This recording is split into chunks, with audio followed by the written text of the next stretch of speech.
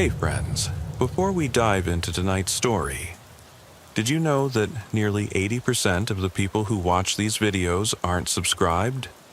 If you're enjoying this kind of content, consider hitting the subscribe button.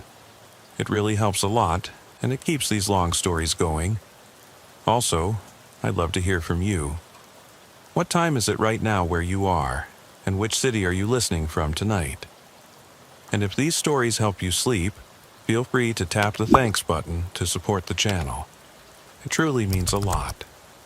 All right, let's get into it.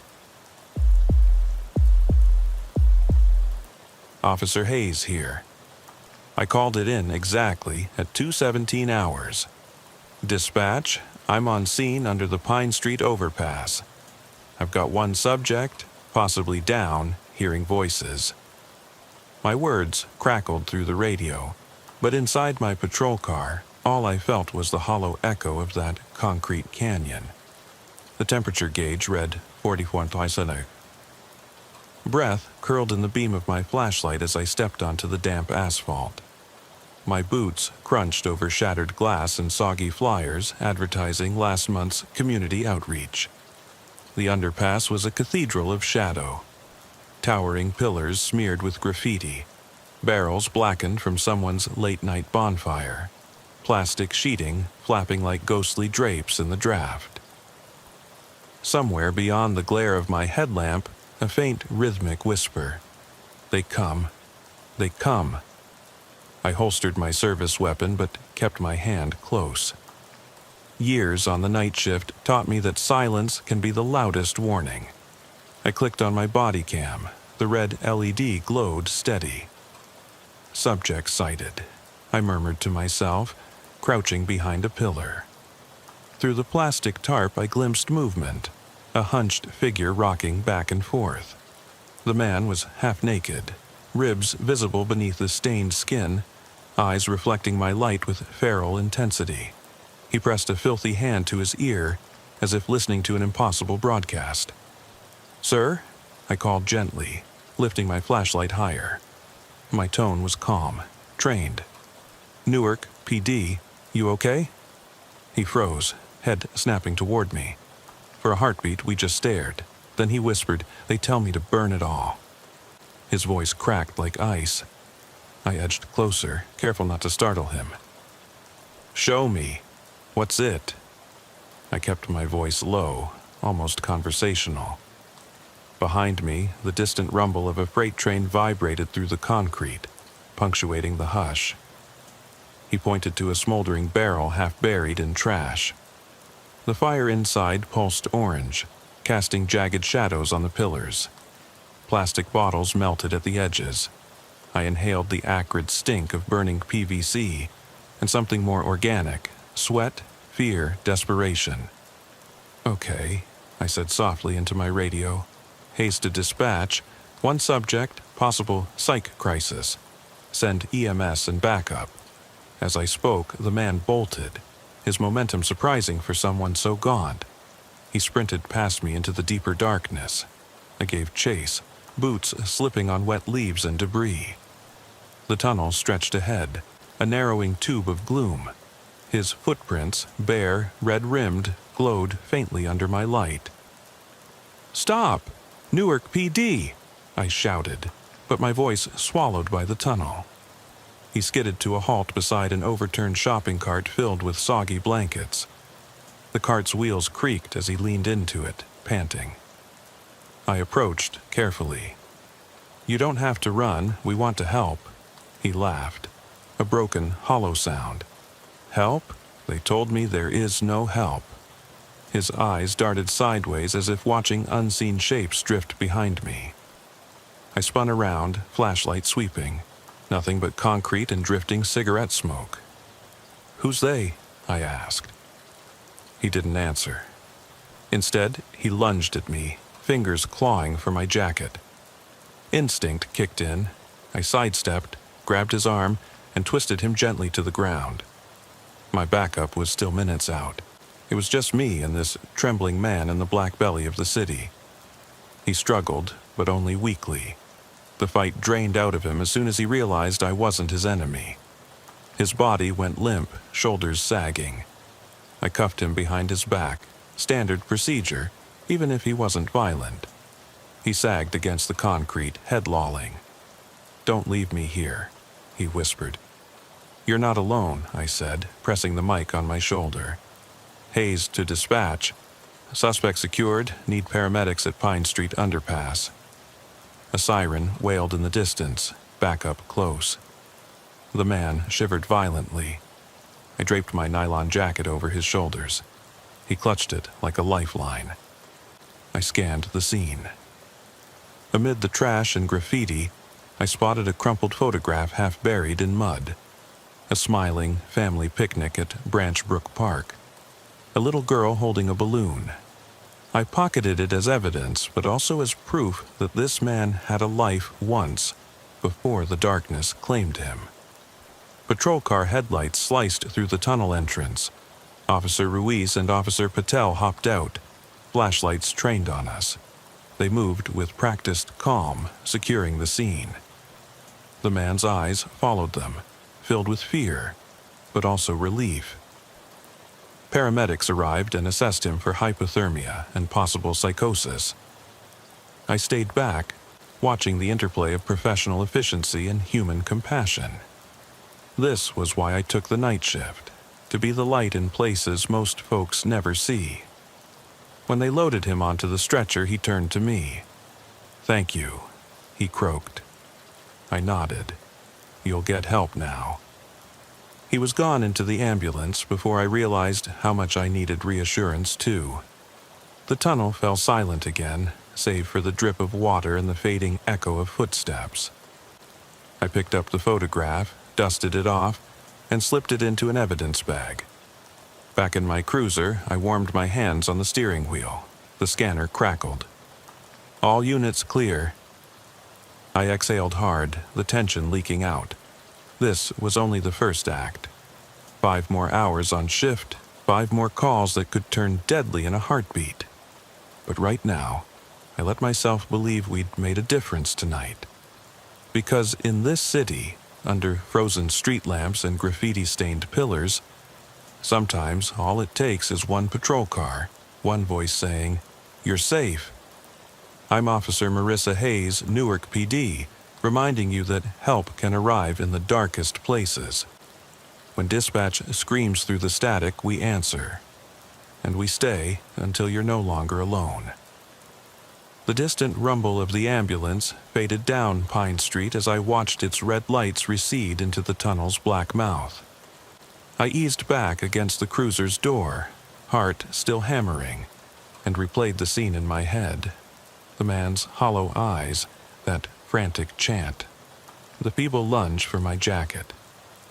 Something about him, his terror, felt deeper than simple mental illness. As I shook off the shiver, I knew the night was far from over. I clicked the radio mic. "Hayes to dispatch. 10-8. Scene secure. Resuming patrol." The dispatcher's calm acknowledgement crackled back. I tore my gaze from the tunnel and swept the surrounding lots. Empty shopping carts clattered in the breeze. Dumpsters sat half open, and overhead, the elevated tracks glowed like silent sentinels. I slid into the driver's seat, started the engine, and set the heater to high. Steam coiled from the vents. My muscles ached from the scuffle. Nothing broken, but bruised. I rubbed my shoulder and tapped the dash cam. 2 hours into a 12-hour shift. 2 hours of adrenaline, and already my senses felt raw. The scanner spat out a new call. Unit 47. Possible trespassers at abandoned metro yard. Reports of flashlights inside. I sighed, flicked on the lights, and headed east toward the defunct Harrison station. The grid of Newark's street lamps blurred past. On nights like this, every vacant lot seemed pregnant with danger. The Harrison yard sat silent behind a cyclone fence topped with barbed wire. Rusted train cars lay on side tracks, their windows shattered, graffiti blossoming like toxic flowers. A single bulb over the old control shack flickered. I parked at the gate, stepped out, and approached on foot. Newark PD. Anyone inside, show yourself. My voice echoed off steel ribs. No answer. I radioed for backup. Officer Ruiz en route, and slipped through a gap in the fence. The chain rattled. My flashlight beam danced across corroded metal and oil-stained ballast stones. I moved toward the control shack. The door hung open. Inside, the air was thick with mold and the stink of urine. A broken spotlight lay on the floor, its lens cracked. I crouched, scanning the ground. Footprints in the dust. 2 sets, one adult, one smaller, as if a child had followed. My pulse quickened. Trespassers could be squatters or joyriders, but a child. A faint scuff behind me made me whirl. Nothing, just the sway of an empty cable spool.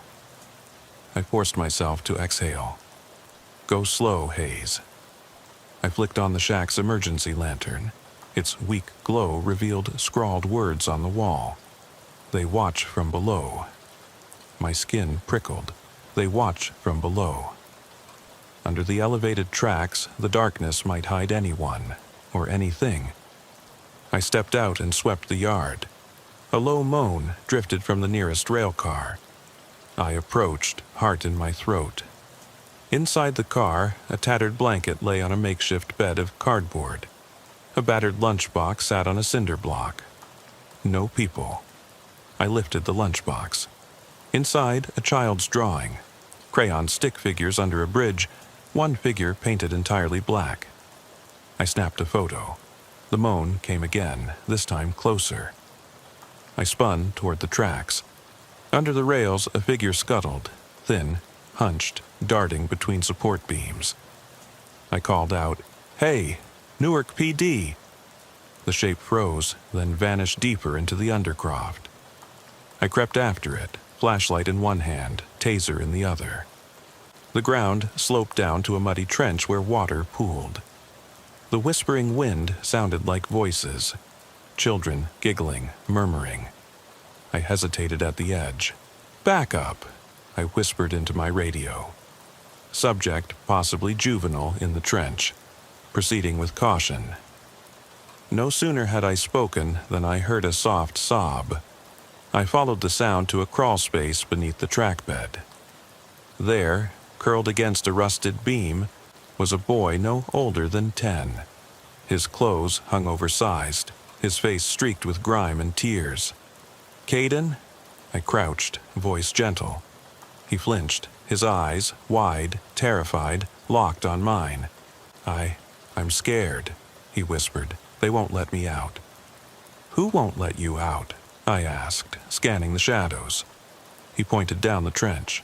"Under here. They live under here. They come for me at night." His lip trembled. My hand went to my jacket pocket, where the family photo from the first scene lay folded. I pulled it out. "I found this near Pine Street. Is that your family?" He shook his head. "Different park." I offered my hand. "I'm Officer Hayes. You're safe now." He hesitated, then clutched my hand. His grip was ice cold.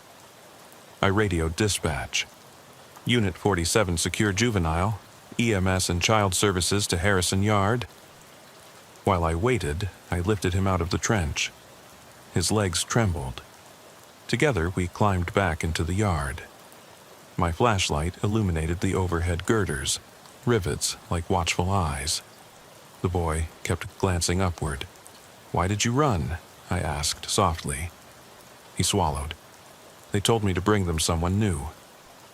My blood ran cold. "Who told you that?" He shook his head, voice dropping to a hiss. "The ones under the bridge. They know my name." My mind raced back to the chant. "They come, they come." That was the same voice pattern, the same terror. 2 different places, same haunting presence. I glanced at the dark line of the overpass visible beyond the yard fence. Under that concrete arch, something had whispered to a grown man to burn. Here, it whispered to a child to lure others. This wasn't random mental illness. this was something else. The rumble of Ruiz's cruiser grew louder. Headlights carved through the gloom. He jumped out, saw the boy, and offered cover. I eased Caden into my cruiser's back seat, wrapping him in a blanket. His small frame shook. "Everything's okay," I told him. He nodded, burying his face. The control shack lantern flickered off behind us, power dying in the abandoned yard. I felt its absence like a heartbeat gone still. Back on patrol, I drove slowly, Caden silent in the seat behind me. The city slept, unaware of what lurked beneath its bones. Every underpass, every derelict lot, felt charged with hidden eyes. I couldn't shake the sense that we'd only scratched the surface. At 4:15 a.m., dispatch sent a silent burglary alarm at a half-built condo site near Broad Street. I sighed. Hayes to dispatch, en route. The boy's whispered warnings echoed in my mind. They live under here. They know my name. What lived under here, and who were they? I flipped on the overheads and turned onto McCarter Highway, forging deeper into Newark's sleeping heart. As I rounded the bend, the skeletal towers of the condo site rose like tombstones.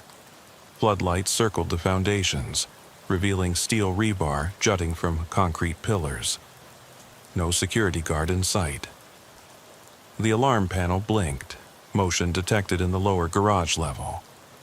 I drew my weapon and entered the structure. The air was cold, damp, like the underpass. My flashlight beam danced across fresh footprints in the dust. Single file, like someone herding prey. "Caden," I whispered into the radio, "I need you to stay in the car." He tapped the window, eyes wide but silent. I nodded. I descended the ramp into the garage. The echo of my boots sounded deafening. In the beam, I saw them.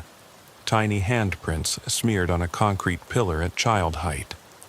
I crouched, fresh, sticky, red. I swallowed hard. Then movement. A figure slipping behind a support column. I leveled my light. A child's silhouette, smaller than Caden, stood watching. I called out, "Child, come here. I won't hurt you." No answer. The figure tilted its head, as if studying me, then darted deeper into the shadows. I followed, heart hammering. The garage stretched on, pillars receding like rows of silent sentinels. The air grew colder. Suddenly, a soft giggle, high, manic, echoed from the far corner. I spun, the flash of white. A little girl's dress, stained gray, drifting through the gloom. She vanished behind a column.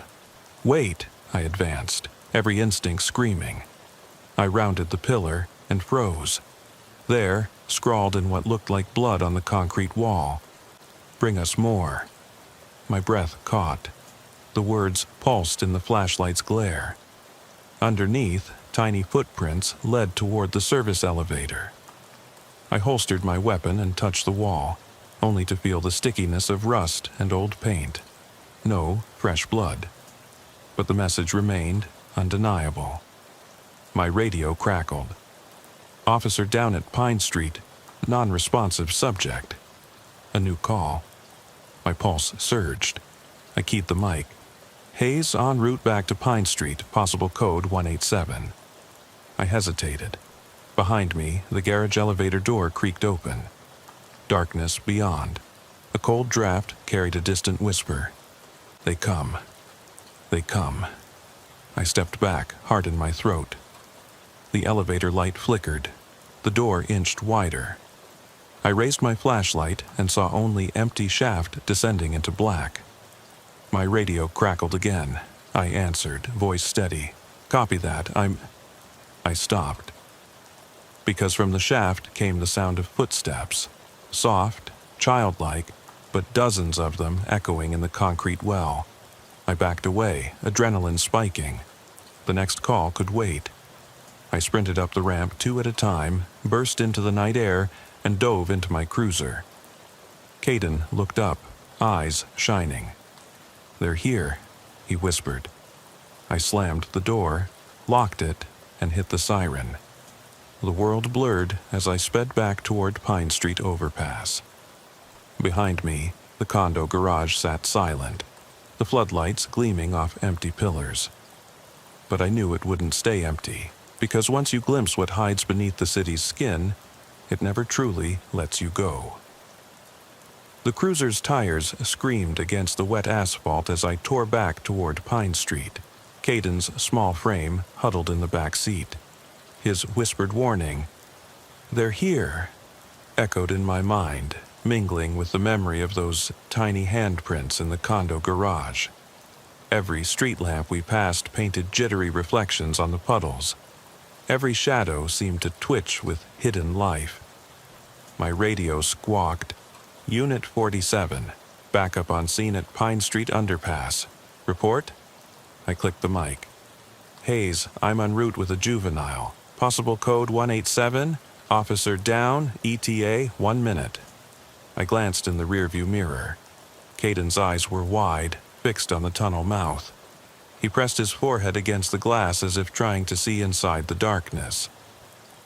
We crossed the intersection. The underpass loomed ahead like a yawning mouth. Blue and red strobes painted the concrete pillars in alternating bursts of color. 2 squad cars, an ambulance, and a fire truck were lined up beneath the bridge. Officers Ruiz and Patel stood guard over the scene, their expressions grim. Paramedics clustered around a form on a gurney. I killed the engine and jumped out, rushing around the cruiser. Caden's door swung open before I could reach it. He slipped out silently and stood beside me, shivering in his thin jacket. I bent down. "Stay close," I murmured, touching his shoulder. He nodded, eyes darting to the darkness under the bridge. Ruiz turned as I approached. His face was pale. "Marisa, it's bad. You need to see." He led me past the yellow tape. Under the bridge, where I had cuffed the man earlier, lay Detective Alvarez, motionless, face down in a pool of his own blood. His partner, Officer Lynn, knelt beside him, tears streaking through the grime on his cheeks. My stomach dropped. Alvarez was part of the cover team, one of our most seasoned investigators. We'd radioed that initial officer down call just as I was leaving the condo garage, before I knew it was Alvarez. He'd been on foot, clearing the underpass when someone, had struck him from behind. No witnesses, no weapon found, just his service pistol lying 10 feet away, still holstered but empty. I swallowed hard, fighting nausea. "What happened?" I whispered. Lynn's voice cracked. He radioed one word. They. Then nothing. He pointed to the far pillar. Splinters of concrete dust lay scattered at its base, as if something had slammed into it with tremendous force. A smear of blood arced across the graffiti. No footprints, no sign of struggle, except Alvarez's body and that dark, oily smear leading back into deeper shadow. My pulse thundered. "Secure the scene. I want forensics out here, light towers, everything." I turned to Ruiz. "Get Caden somewhere safe. Inside the ambulance. Stay with child services when they arrive." He nodded and gently guided the boy away, leaving me alone in the echoing cavern. I knelt beside Alvarez, checking for a pulse. Nothing. I closed my eyes, swallowing past the bile. I sat back on my heels. Alvarez was dead, under the same bridge where I'd rescued that man and heard the same whisper. "They come." I clicked on my body cam. "Officer down," I said into the microphone, voice steady despite the tremor in my limbs. Detective Alvarez pronounced dead at 0442 hours. Cause unknown, pending autopsy. Possible homicide, suspect description, non-human. I pressed a stop. Some things didn't belong on the record. Above me, the bridge's concrete ribs sagged into darkness. The distant wail of the ambulance siren faded as it departed with Caden. I felt the emptiness settle in my chest. I rose, brushing gravel from my knees, and trained my flashlight on the pillars. The oily smear led away from Alvarez's body, toward the deeper recesses of the underpass. I stepped over the yellow tape. Every step echoed like a drumbeat. I followed the smear, heart in my throat. The beam revealed nothing, just shadows and the dark stain on concrete. Then I saw it, a footprint, oversized, misshapen, with an extra toe-like protrusion. I knelt and examined it. The print pressed into the mud as if something heavy had paused there. I snapped a photo, crouching close enough to smell the acrid tang of something metallic, blood or something older. The print led under the next pillar where the whisper began, "They watch, they wait." My skin crawled. I tapped my radio.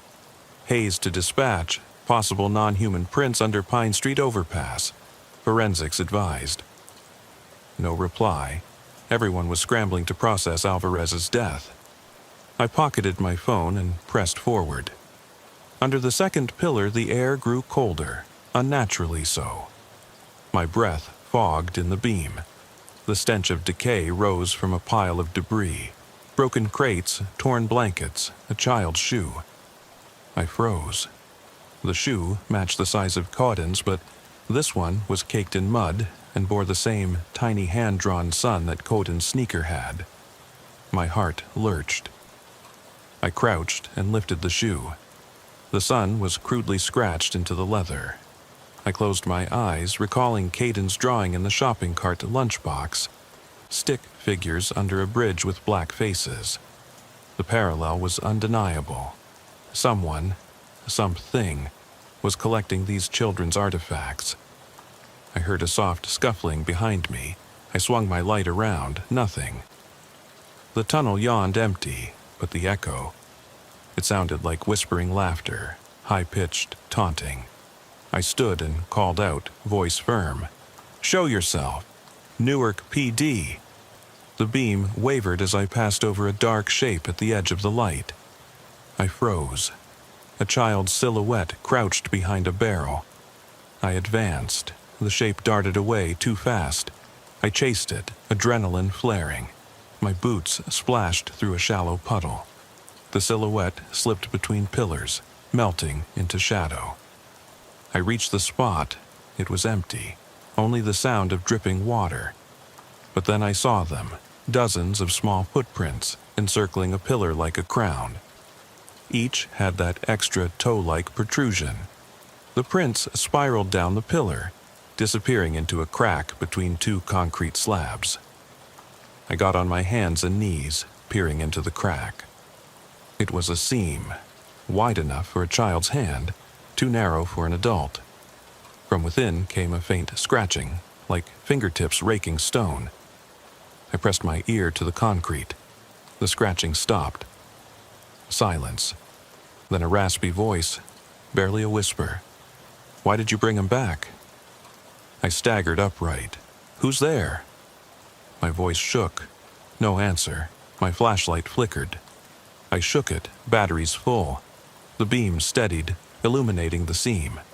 The crack was empty. My radio crackled. Forensics had arrived. I jogged back to the entrance. They swarmed in, setting up floodlights. As the underpass blossomed into harsh white light, the scratches in the seam looked fresh. Tiny grooves gouged into the concrete.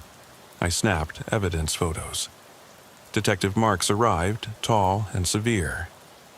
He surveyed the scene, then eyed me. "Hayes, what did you find?" I swallowed. Footprints, a child's shoe, scratches in the pillar seam. Something's living under here, Detective. It's been feeding off the lost. Men, children. His jaw tightened. He gestured to Alvarez's body being covered for transport. "We'll catalog everything, but Hayes, be careful, you're in deep." I nodded, forcing calm.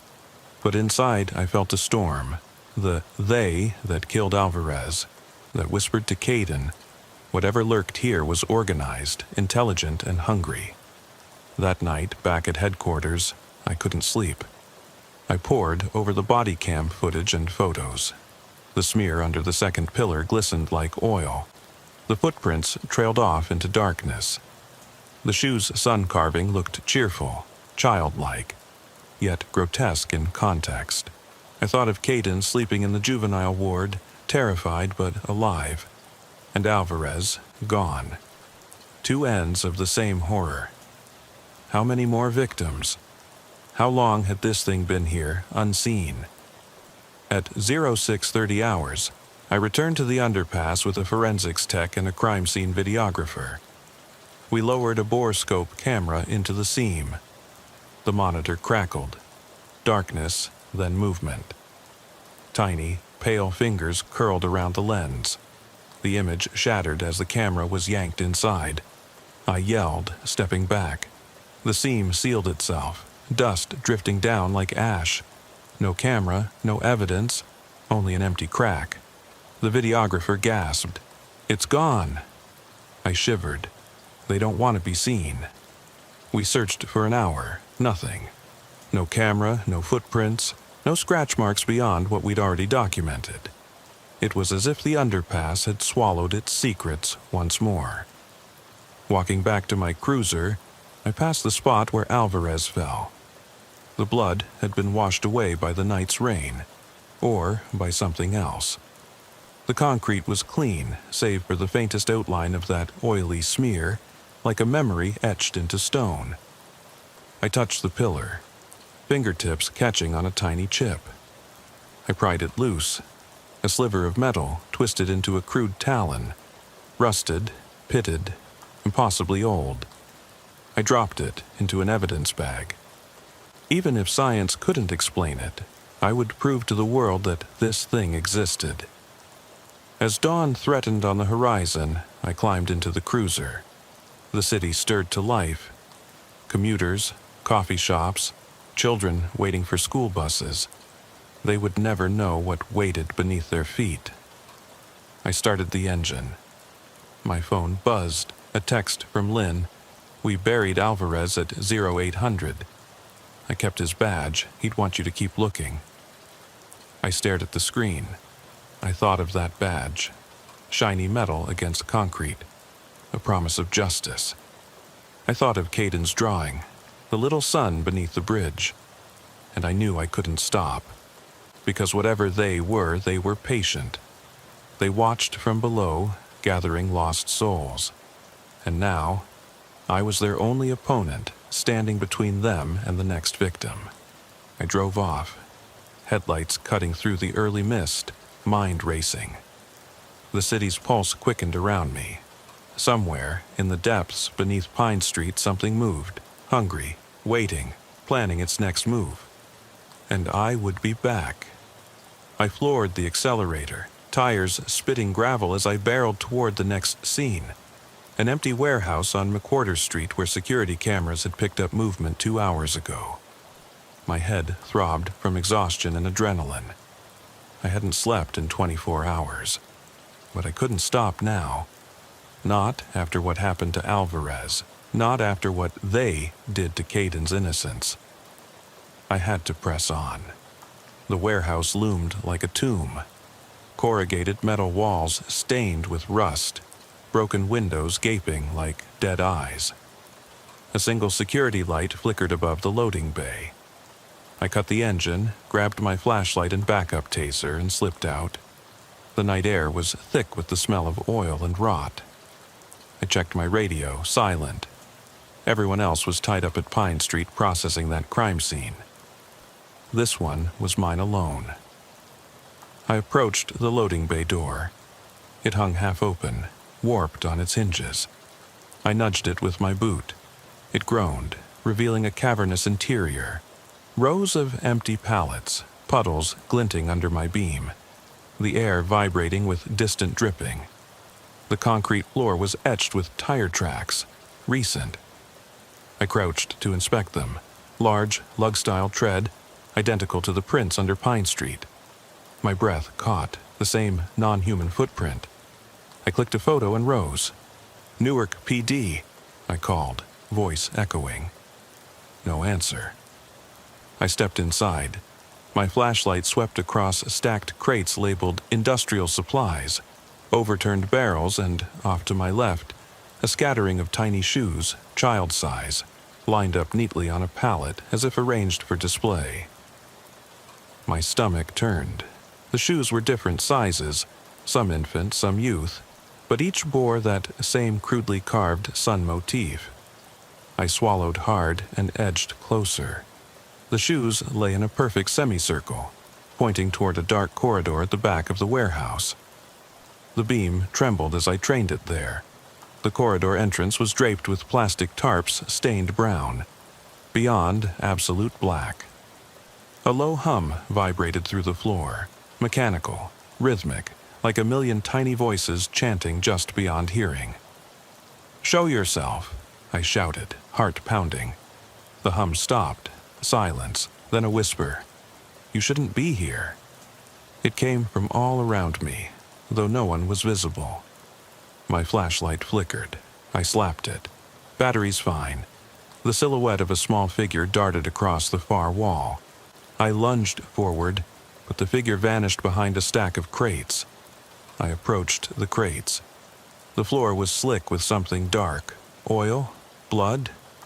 I knelt and touched it. Sticky, warm. I sniffed. It reeked of iron, blood.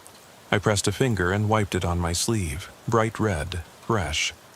I stood, drawing my taser. "If you're here, come out with your hands up." A soft scuffle echoed from the corridor. I stepped through the plastic flaps, flashlight and taser trained. The passage narrowed, lined with pipes and wiring. The hum resumed, louder. My boot struck something, a small backpack. I knelt, unzipped it. Inside, a child's teddy bear, its fur matted, one eye missing. Taped to its paw was a scrap of paper, a scribble in childish handwriting, reading, "Find us." My pulse surged. "Find us?" I murmured. "Who are you?" No answer, only the hum. I followed the pipes deeper. The concrete walls glistened with moisture. Water dripped into shallow pools. The air grew colder, my breath fogged. Then I saw movement. Dozens of pale shapes huddled in the gloom. Children's silhouettes, too many to count, swaying as if in a trance. My flashlight revealed their faces. Deadpan, black eyes reflecting the beam, skin chalky white. They wore rags, their feet were bare. Each clutched an object, a shoe, a drawing, a toy, tokens of lives stolen. They turned as one toward me, lips parting in silent moans. My legs locked. Then one child stepped forward, a little girl in a faded dress, blood-smudged sun on her shoe. She raised a hand and pointed at me. "You brought him back," she whispered. Her voice echoed unnaturally, as though layered with dozens of others. "Why?" I swallowed. I thought he needed help." My voice trembled. "They hurt him." Her head tilted. The other children pressed closer, forming a ring. The hum crescendoed into a cacophony of whispers. "Help us. Join us. Bring more." The air pulsed, as if alive. My taser felt useless. My radio crackled faintly, distant. I backed away, heart in my throat. "I'm calling this in," I gasped, fumbling for my radio. But the moment I reached for it, the children vanished, dissolving into the shadows like smoke. The corridor was empty. Only the drip of water and the echo of my ragged breathing remained. I stumbled out into the main bay. The shoes and teddy bear lay abandoned. The bloody smear on the floor led back toward the loading bay door. I followed it, each step sticky. At the threshold, I stopped. The smear ended in a perfect footprint. 3 toes, 1 extra protrusion, stamped in blood. I snapped photos, voice hollow. Then I noticed the overhead security camera. Its lens shattered, wires dangling. I traced the break. The glass was scored from the inside like someone clawed it out. I shivered. Whoever or whatever was here didn't want to be recorded. I retraced my steps to the cruiser, bagged the teddy bear and shoes as evidence, and wiped down the blood from my boots. My flashlight beam fell on the warehouse door. The plastic tarp at the corridor entrance fluttered in a breeze that shouldn't exist. I climbed in, heart pounding. I radioed dispatch. Hayes to dispatch, code 187 at McWhorter Warehouse. Multiple juvenile remains. Possible mass endangerment. Send SWAT, forensics, child services, clergy, everything. The operator's stunned pause was all the reply I needed. I started the engine. As I pulled away, I glanced back. The warehouse stood silent, its broken windows like hollow eyes. The shoes lay strewn on the pallet, the teddy bear's one eye glinting in the flicker of the security light. I swallowed hard. I had seen the children. I had heard their voices. Bring us more. The realization hit me like a physical blow.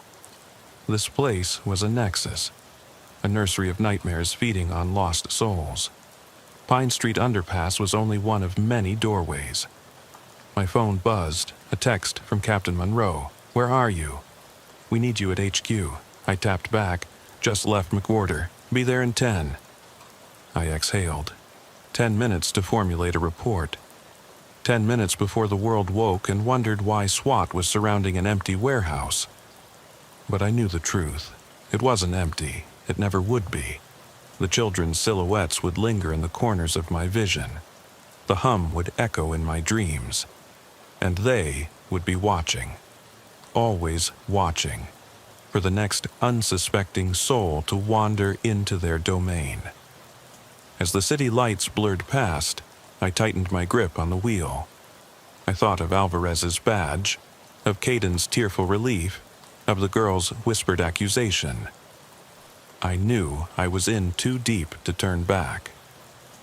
The warehouse receded in my rearview mirror, its broken windows like dead eyes watching me go. I didn't dare stop until I reached precinct headquarters. The drive felt endless. Every stoplight a gauntlet, every shadow a threat. When I finally parked under the harsh fluorescence of the station garage, my hands shook so badly I almost dropped my flashlight. I hauled evidence, teddy bear, shoes, photos, into the forensics bullpen. Technicians buzzed around. Captain Monroe stood by the whiteboard, flanked by Detective Marks and the medical examiner, Dr. Liu. They'd already sketched a crude map of Newark with 3 hotspots: Pine Street Overpass, Harrison Rail Yard, McWhorter Warehouse. Red circles connected by arrows. Monroe's eyes were hard. Hayes' status, I swallowed. Their children's remains, or at least tokens, shoes, drawings, a teddy bear, and prints, non-human. We saw dozens of pale figures huddled in the corridor. Marks shook his head. You brought back a teddy bear, that's it? I pulled it from the bag. The bear's one glass eye caught the fluorescent glare. It was clutching this note. Find us. The shoes were arranged like an offering. Dr. Liu stepped forward. The scrapings on the warehouse floor are human blood. I ran preliminary tests. Mixed ages, multiple victims, none in the database. He tapped his tablet. If we don't find more remains soon, those kids will be lost forever. A heavy silence. Monroe cleared his throat. All right, we mobilize. A task force assembled. SWAT, K9, Forensics, Child Services, Clergy. I led them back to McWhorter Warehouse. Outside, floodlights carved the building in sterilizing white. SWAT trucks idled. Officers in tactical gear checked weapons. A drone buzzed overhead. Inside, the loading bay was cordoned off. I watched as technicians dusted for prints. Only the non-human footprints remained. They photographed and cast them. The pallet of shoes was bagged. The corridor tarps were cut away for inspection. Nothing behind them but cold concrete. Yet, when SWAT flooded the back halls with infrared, their cameras picked up heat signatures. dozens of faint moving blurs slipping between pipes. The team swept through with rifles and flashlights, but found only empty darkness. K-9 units tracked from the warehouse back toward the river, following scent trails that dissolved at the water's edge. I frowned. They're amphibious. One handler shrugged. The dogs wouldn't go near the bank. By 3 a.m., we'd canvassed every inch. No bodies, no children, no suspects. Just evidence. Toys, shoes, drawings, footprints, scratches in concrete. Monroe stared at the map. Whatever this is, it's smart. It lures us into empty spaces. I nodded. They want us in the dark. We split into 3 teams. I took the rail yard with Marks and 2 patrol units. The yard at Harrison, where Caden was found, felt different in daylight. The morning sun turned the rusted rails blood red. I replayed Caden's terrified face. As we moved through the cars, a patrolman called out, "Hayes, over here." He pointed to fresh graffiti on a car side, a child's scrawl, stick figures under a bridge, one shaded black. Beneath it, words, "More mouths." Marks photographed it. "They're taunting us." He spat. I knelt by the rail ties. Something glinted in the ballast. A small, carved bone whistle. I picked it up, smooth, aged, with tiny notches. I brought it to my lips and blew softly. The sound was a hollow keening note that echoed down the tracks. For a moment, nothing. Then the whistle skittered from my hand as 1,000 voices, children's voices, answered in a keening chorus. We all froze. The whistle lay on the ground, vibrating. I grabbed it. "We need to seal this evidence." Marks nodded, face pale. Back at precinct, I assembled the task force. Evidence lined the table. The bear, shoes, photos, bone whistle, camera talon. Dr. Liu had new findings. The talon metal was prehistoric, no modern alloy.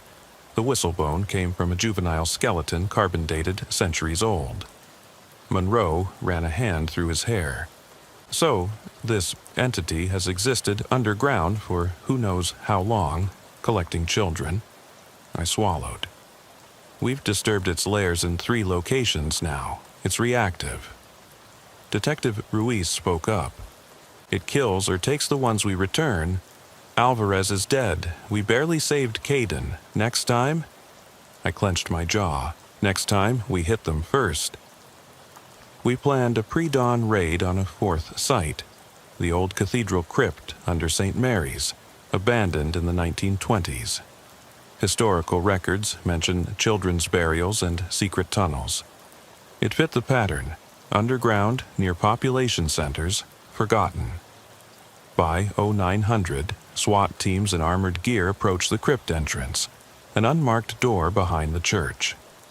I led the breach. The door gave way to stone steps spiraling down into damp darkness.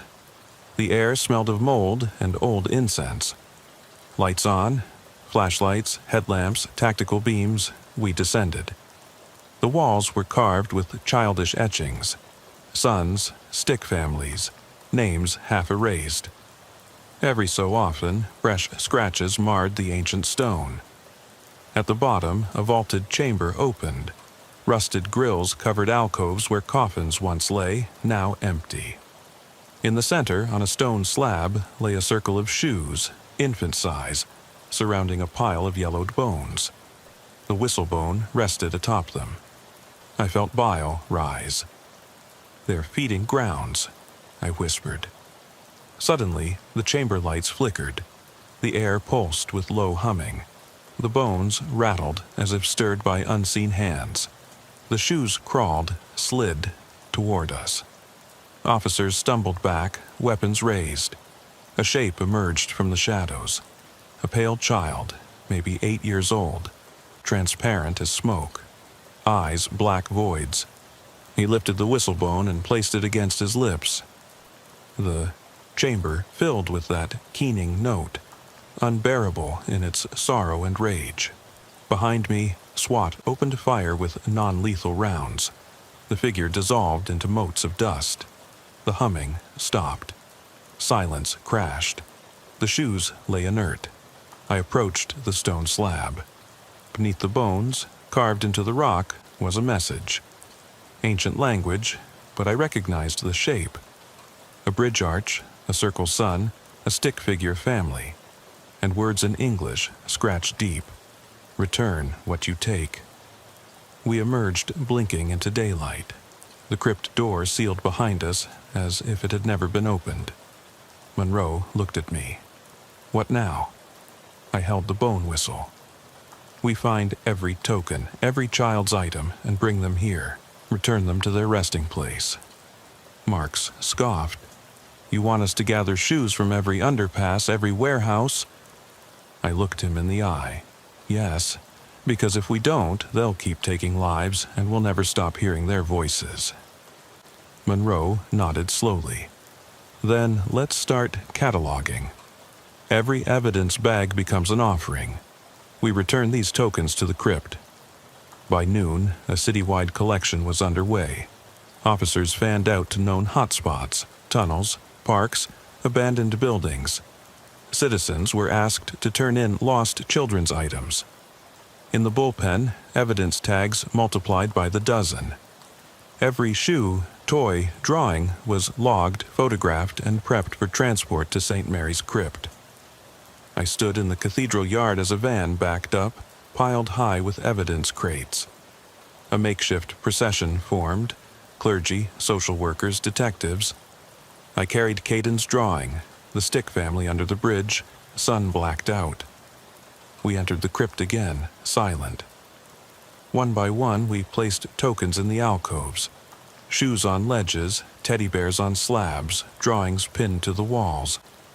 The chamber seemed to breathe, air stirring, as if relieved. When the last crate was empty, I placed the bone whistle in the center circle. A breeze swept through the chamber, though no door stood open. A soft glow pulsed around the tokens. The hush was profound. Then, a single child's giggle, happy, free, echoed once. The glow faded. I exhaled. The tokens lay still, but I felt their weight had lifted. The crypt was quiet, final. Back at the station, Monroe clapped me on the shoulder. You did it, Hayes. You gave them peace. I shook my head. We bought time. They'll reclaim new ground, new tokens. This isn't over. He nodded. So, we stay ready. Oh, task force becomes permanent. You lead it. I looked at the whiteboard. 3 hotspots now had lines leading back to St. Mary's. More arrows could be drawn. Agreed. That evening, I drove past Pine Street overpass. The concrete looked cleaner, almost peaceful in the golden hour. I paused, recalling the oily smear, the footprints, Alvarez's last word, they. I touched the steering wheel, heart tight. My radio crackled. Unit 47, call. Domestic disturbance at 5th and Orange. Possible shots fired. I flipped on the lights and siren. The city's pulse surged. Darkness gathers where tokens lie lost. But now I carried hope. A promise. We would return every lost piece, seal every gateway, stand guard in the shadows. Because I learned that night, monsters feed on what we discard. But we can starve them if we remember. I shifted gears, racing toward the next call. The bridge faded in my mirror. Behind its pillars, tiny lights winked. Children's eyes watching, waiting. I pressed forward into the coming night, ready. I step off the patrol car and into silence so thick it presses against my chest like water. The orange sodium lamps under the Elmwood overpass flicker, casting long, shivering shadows across piles of damp tarps and discarded shopping carts. My boots crunch on broken glass and soggy flyers advertising last month's church supper. The air smells of rot and old smoke, an acrid perfume that sticks in your throat. I check my radio, static. No crackle of dispatch, No comfort of a voice guiding me. Just my own breath, heavy in the chill night air. I tighten my grip on the flashlight and my service weapon. Standard procedure says call for backup, keep your distance, establish a perimeter. But procedure also says people's lives could be at stake. The 911 caller reported screams, like someone crying out for help, they said. The report came in 10 minutes ago. By now, whatever's out here might be cornered, scared, furious. I step forward, voice low and steady. Detroit PD, Officer Miller. Anyone here in need of assistance, make yourself known. A soft rustle answers from somewhere beneath the eastern span of the bridge. I sweep the beam across a tangle of blankets. A tent flap quivers. I approach slowly. Every instinct warns me. Darkness hides dangers. Still, I crouch and part the flap. Inside, a man huddles, knees to chest, face pale in the flashlight's glare. He looks 12 years older than his 25 years. Cheekbones sharp, eyes sunken. He trembles. "Sir, are you all right?" I ask. He doesn't answer, just murmurs, lips moving to words I can't catch. I reach in, lightly touch his shoulder.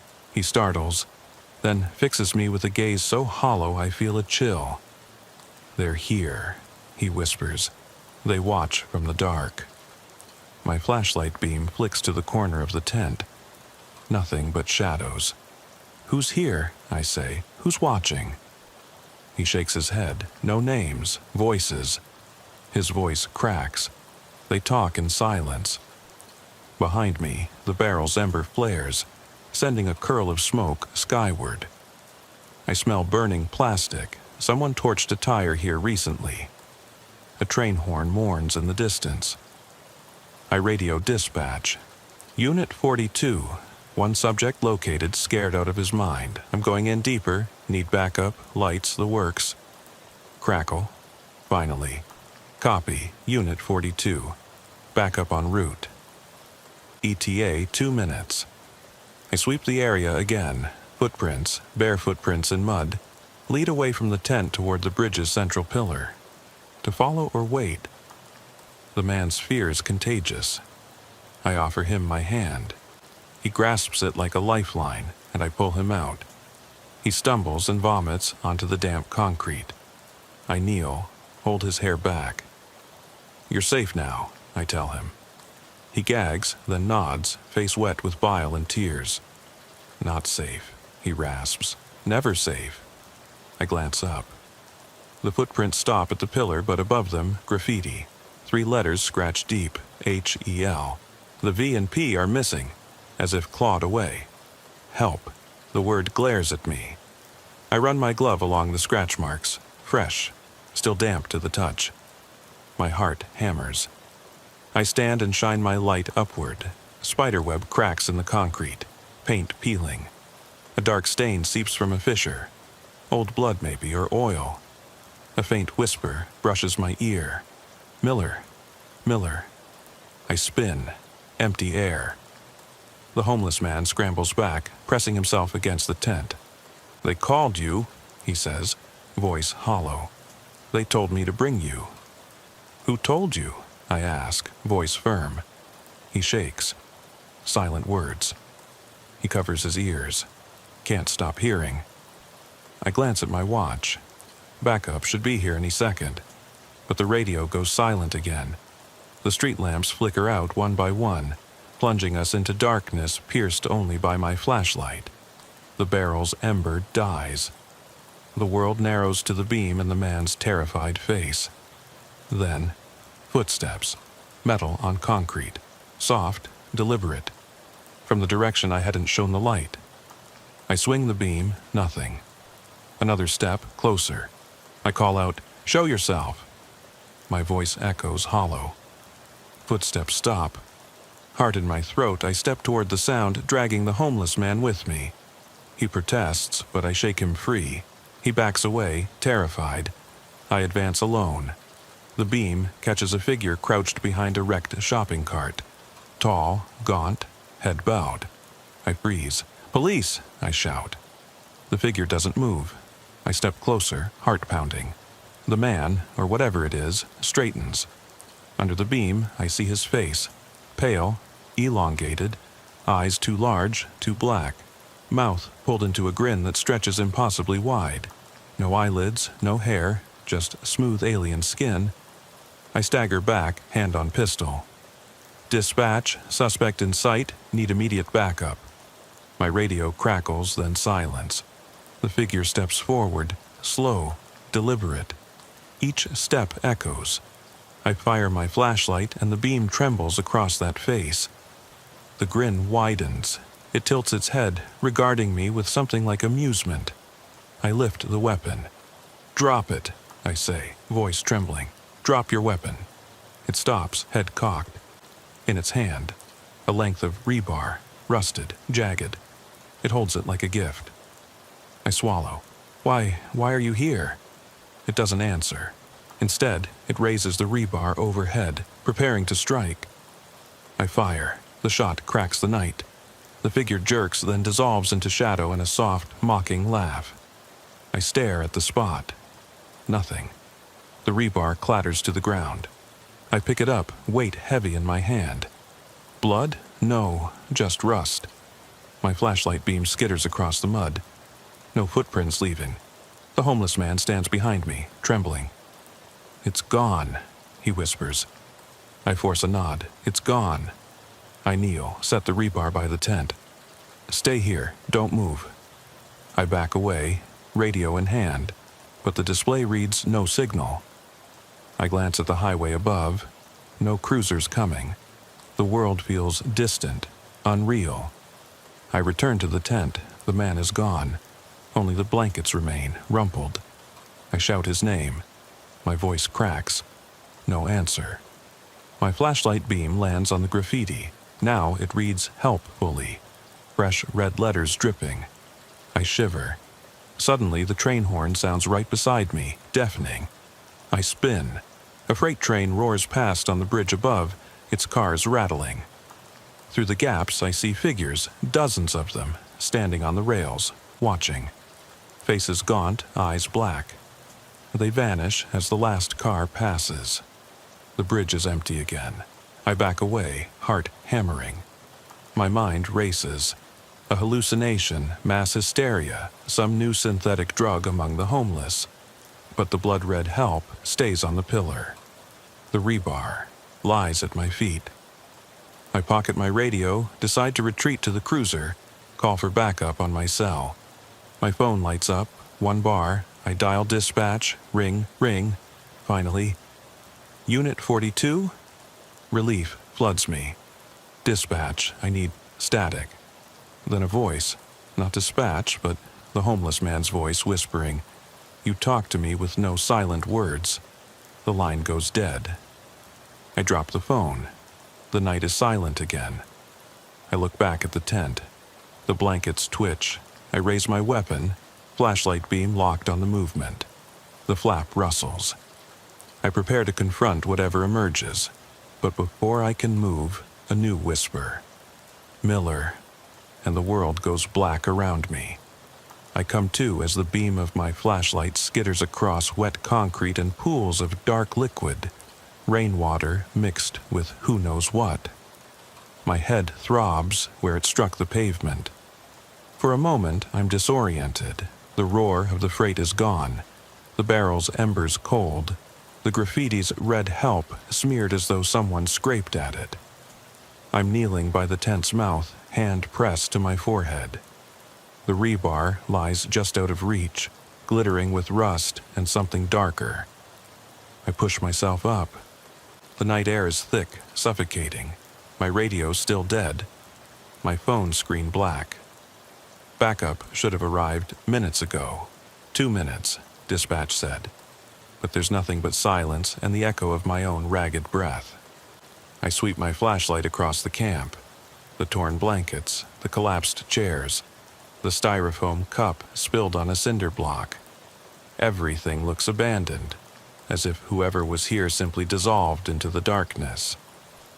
"Officer Miller," I whisper, testing the sound. My voice echoes hollow. I step toward the tent, boots slipping in sludge. The flap quivers. I grip my pistol in one hand, flashlight in the other, and pull the flap aside. Inside, nothing. No sign of the homeless man, no footprints leading away, only the damp imprint of where he'd knelt. The blankets tremble, though no breeze stirs. I step back, heart hammering. A soft humming starts, low, mechanical, like electricity through a broken transformer. I follow the sound to the bridge pillar. The concrete hums. I press my ear to it. Beneath the surface, I feel vibrations. Faint, rhythmic. A pulse, like a heartbeat. My flashlight flickers. The hum grows louder, turning into a low chant. Indecipherable words beneath the concrete. I stagger back, ear ringing. My training screams to retreat. Call for hazmat, call for backup. But curiosity, and something darker, drives me forward. I kneel and touch the pillar where the humming is strongest. The graffiti "help" glows faintly, as though the letters absorb the beam and radiate it back. The damp concrete seeps under my gloves. I press my palm flat.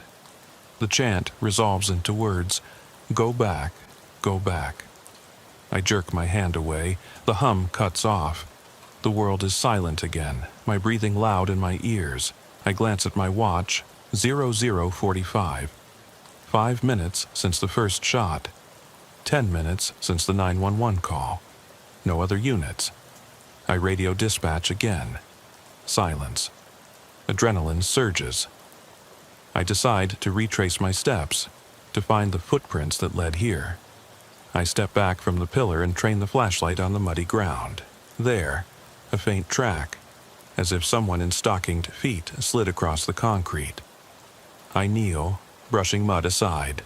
The print is elongated, the toes splayed, not human. The arch pressed deeply, as though bearing weight on the ball of the foot. The heel dragged. I follow the track as it curves beneath the bridge toward the service road exit. My pulse pounds. Every horror story I've ever heard flashes in my mind. Yet I press on. The flashlight beam bobs as I hurry. The track leads past the burned barrel, past the shopping carts, out into the open where the overpass meets the service road. Then it stops. No continuation into the gravel. But the mud here is thin. I sweep the beam across the terrain. No sign of the man, no sign of the creature. Then I see something else. A handprint on the concrete wall at waist height. A drying smear of dark fluid. I crouch, examine it. Fingernails splayed, palm too large for the homeless man. The skin pattern blurred. Whoever, or whatever, pressed there left a stain that seeps downward like fresh blood. I draw a gloved finger across it. Sticky. I sniff. The coppery tang of iron. My sense of duty warps with fear. I lift my pistol, press the flashlight under the print. The wall around it is scrawled with symbols, circles and lines, half-erased words in English and something else. Latin? Number, gibberish that suggests language without meaning. The symbols pulse in the beam as if alive. Something shifts behind me. I whirl, weapon raised. The tent flap rustles. I train the light, empty, but the whisper returns. Miller? Soft, insistent. I spin again. The service road is empty, lit only by a single street lamp at its far end. Beneath that lamp stands a figure, slumped, as though carrying a heavy burden. I step forward. Hey, my voice cracks. The figure doesn't move. As I draw closer, I see it's the homeless man. Officer Hayes? No, the creature's victim. His clothes torn, face streaked with mud and tears. He stands motionless, head bowed. I approach slowly. Sir, it's me, Officer Miller. He raises his head. His eyes, human eyes, mirror my own fear. But something else lurks behind them. Recognition, relief, terror. He points beyond me, into the darkness under the bridge. They're coming. His voice is flat. They want you. My heart seizes. I spin to face the tunnel mouth. Blackness yawns. The beam reaches 10 feet, 20, then nothing. I sweep left to right, no movement. Yet the arching concrete seems to pulse, as if the bridge itself inhales. The symbols on the wall behind me glow faintly red. I radio dispatch. Static. My phone? Dead. I glance down at the man. We need to get out of here. He nods. I hook an arm under his shoulder. We move back toward my cruiser, but the ground quakes beneath us. Subtle tremor, enough to throw me off balance. The cinder blocks beneath the tent rattle. The barrel tips, sending embers scattering. The street lamp overhead flickers violently. A roar shakes the night. A freight train? No, closer. A guttural growl, metallic and alive. The man screams and breaks free, stumbling back. I drop to one knee, weapon ready. The growl swells into a chorus of voices, anguished, angry, calling my name. The beam catches dozens of pale faces pressed against the bridge's support pillars.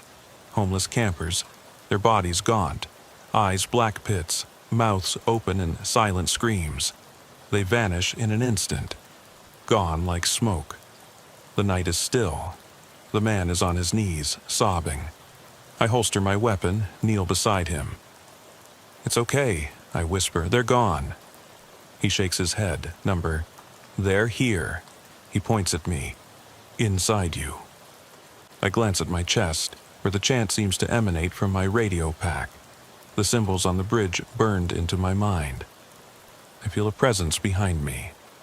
I rise, shining the light.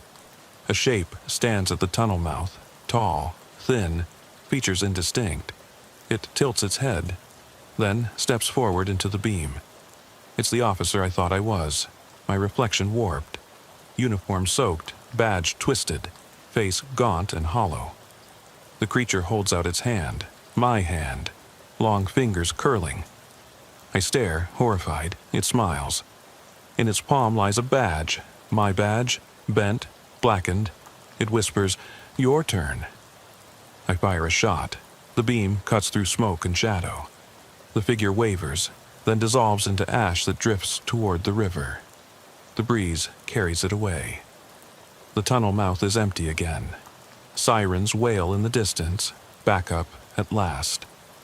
The man sobs. I gather him in my arms. We stagger toward the service road. The street lamp stabilizes. The barrel's embers die. The graffiti help has reverted to plain concrete, as though never there. I guide the man into the cruiser. He glances back at the bridge, face pale. "They'll be back," he whispers. I nod, voice hollow. "Yeah, they always come back." The doors slam. I start the engine. The headlights illuminate the bridge one last time. In the beam, I swear I see movement. A flash of white, a pair of eyes, and then nothing. I pull away, tires spraying gravel. The overpass recedes in the rearview mirror. The night closes in. The whisper lingers in my mind. No silent words.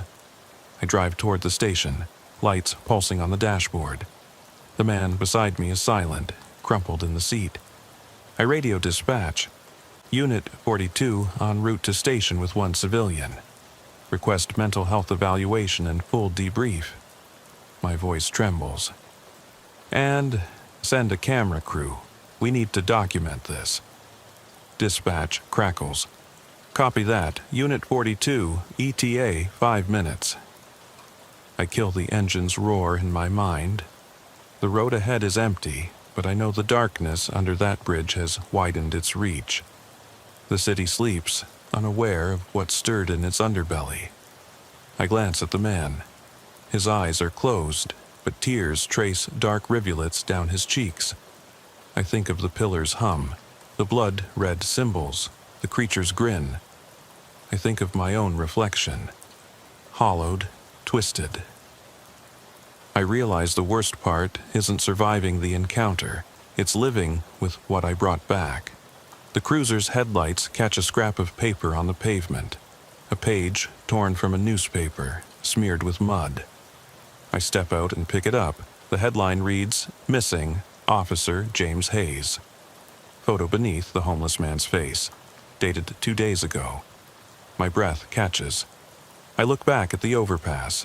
The shadows seem to ripple. The bridge pulses, alive. The sirens grow louder. I fold the paper, heart slamming. The man in the passenger seat stirs, opens his eyes, my eyes. He smiles. "Thanks for the ride, Officer Miller." I step back, hand on my weapon. The city night stretches out, indifferent. The bridge stands silent, waiting. And I realize they never needed silent words. They just needed someone to listen.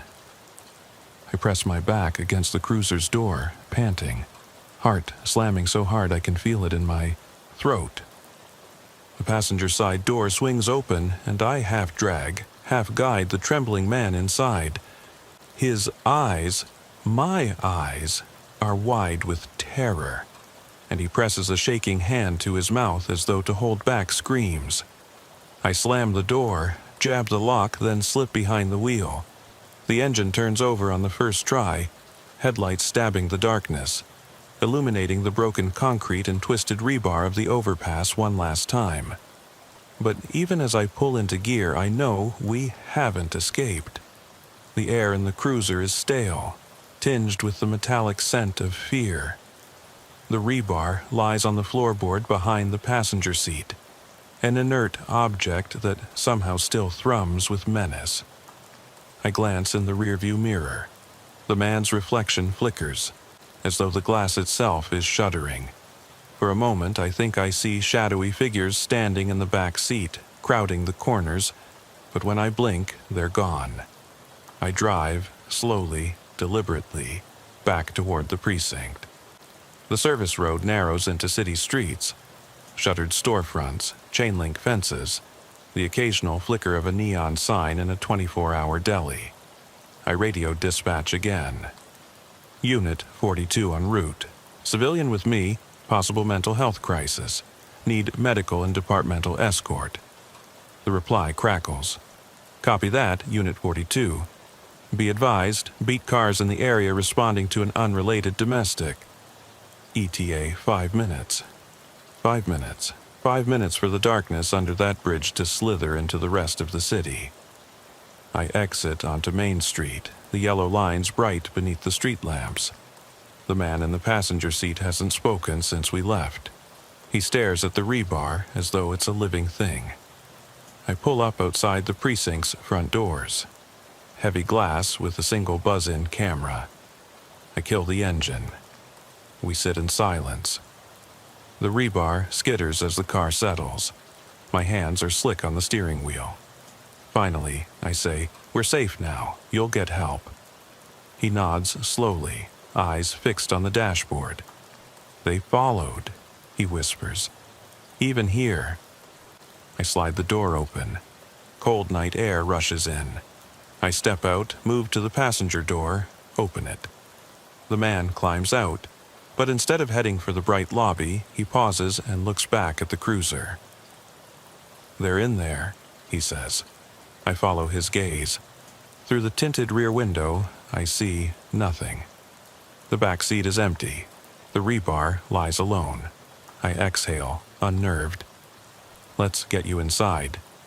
I guide him toward the entrance. The strobe of the security camera reflects off my badge. Inside, fluorescent lights hum. A desk sergeant looks up, startled. "Unit 42, what do you got?" I nod to the man. "Found him under Elmwood Overpass. Possible psych crisis. He's claiming things." I don't finish the sentence. The sergeant's eyes flick to the rebar I'm holding like a club. "Bring him in," the sergeant says. "Medical team's on call." He taps a button and the doors buzz open. We step into the sterile foyer. The man flinches at the brightness. I lead him to the small holding room. Couch, table, bolted to the floor, camera in the corner. A nurse arrives with a clipboard. A uniformed officer brings coffee. Within minutes, the man is sitting, wrapped in a blanket. The nurse kneels, checks his vitals. He shivers. I step back. The sergeant pulls me aside. "What the hell were you doing out there alone?" he asks quietly. I glance at the man, who stares blankly at the wall. "Dispatch said 2-minute ETA," I say. "I couldn't wait. Something was wrong." The sergeant frowns. "You discharged your partner?" I swallow. I didn't have time. No signal. I thought..." My voice trails off. He shakes his head. "Write it up. Internal review. You nearly got yourself killed."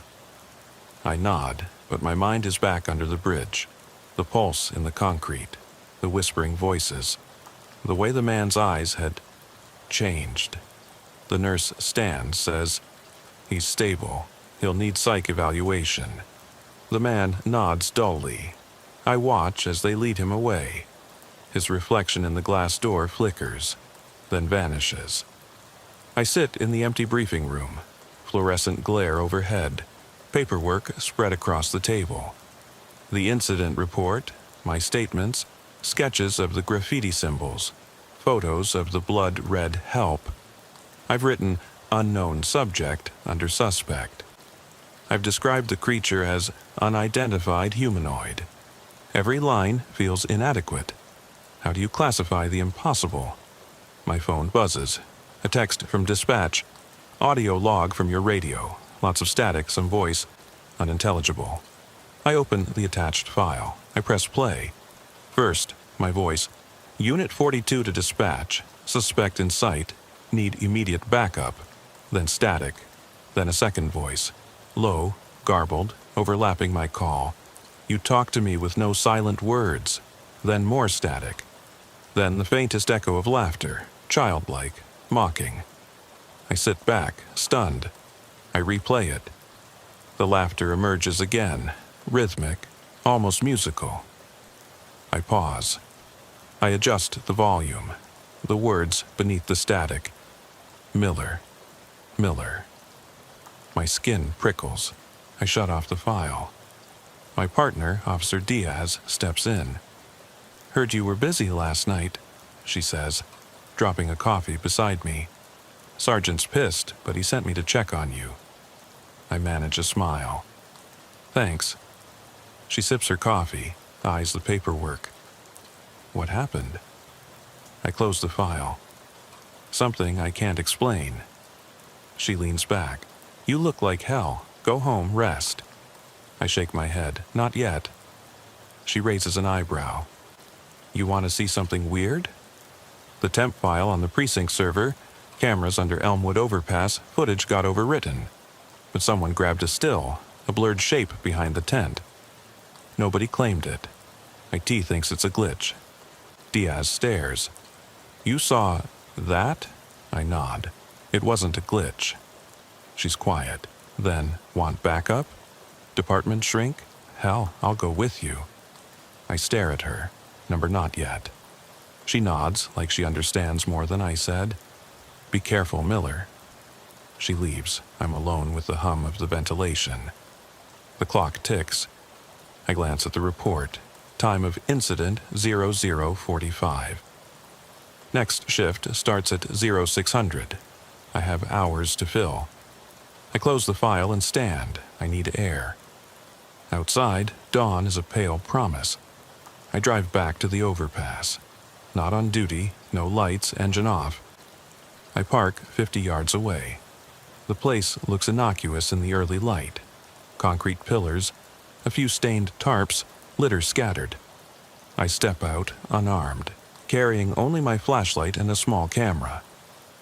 I want to see it clearly, document it, prove it to myself before my mind unravels.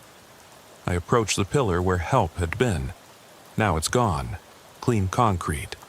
I run my hand over the surface. Smooth, cold, no scratch marks. I kneel, shine the light on the ground. No footprints, just gravel and muck. The barrel is empty, the tent is collapsed, soggy, no rebar. I walk the perimeter. Nothing. No sign of blood, no symbol, no whisper. A jogger passes on the service road overhead, glances down, frowns. I nod. He ducks under the bridge. First turn. A gust of wind rattles a tarp. For an instant, I think I see movement in the shadows, something slipping between pillars. I step forward. "Show yourself," I say softly. Silence. I lean into the shadows. My flashlight beam illuminates broken bottles, a torn sneaker, a stray glove. I pick up the glove, clothing from last night. I bag it, then I spot a dark stain on the pillar's base. I kneel, touch it. Sticky. Fresh? No, it's old oil. I flick at it. It flakes away. My heart sinks. Had it all been hallucination? A psychotic break? The sergeant's words echo. "You nearly got yourself killed." I stand, dust off my pants. I need to leave. As I turn, something glints at my feet. A scrap of paper, mud-caked. I pick it up. A torn page from a children's book. An illustration of a bridge, bright crayons, the words, "Shh, listen." My breath catches. I turn the page. On the reverse, scrawled in neat, childlike letters, "They never left." Under that, in the same hand but different ink, "Find me." I look up. The bridge looms. The shadows shift. I feel them watching. I tuck the paper into my pocket. I walk back to the cruiser, mind racing. The city awakes around me. Horns, footsteps, distant voices. Life goes on. But under Elmwood Overpass, something waits. That afternoon, I sit in my apartment. Yellow tape and photos spread across the coffee table. The page from the children's book lies under a paperweight. I've printed stills from the security camera, a blur behind the tent, a smear on the pillar's base. I circle the shapes, annotate. My phone buzzes, a message from Diaz. Precinct's got calls. More screaming under the bridge. I stare. I reply, "I'm on my way."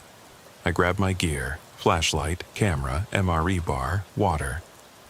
I lock the door, slide the bolt. I climb into the cruiser. As I start the engine, I glance at the rearview mirror. For a heartbeat, I see a pale face in the back seat, little girl, dark eyes, smiling. Then it's gone. I drive into the gathering dusk.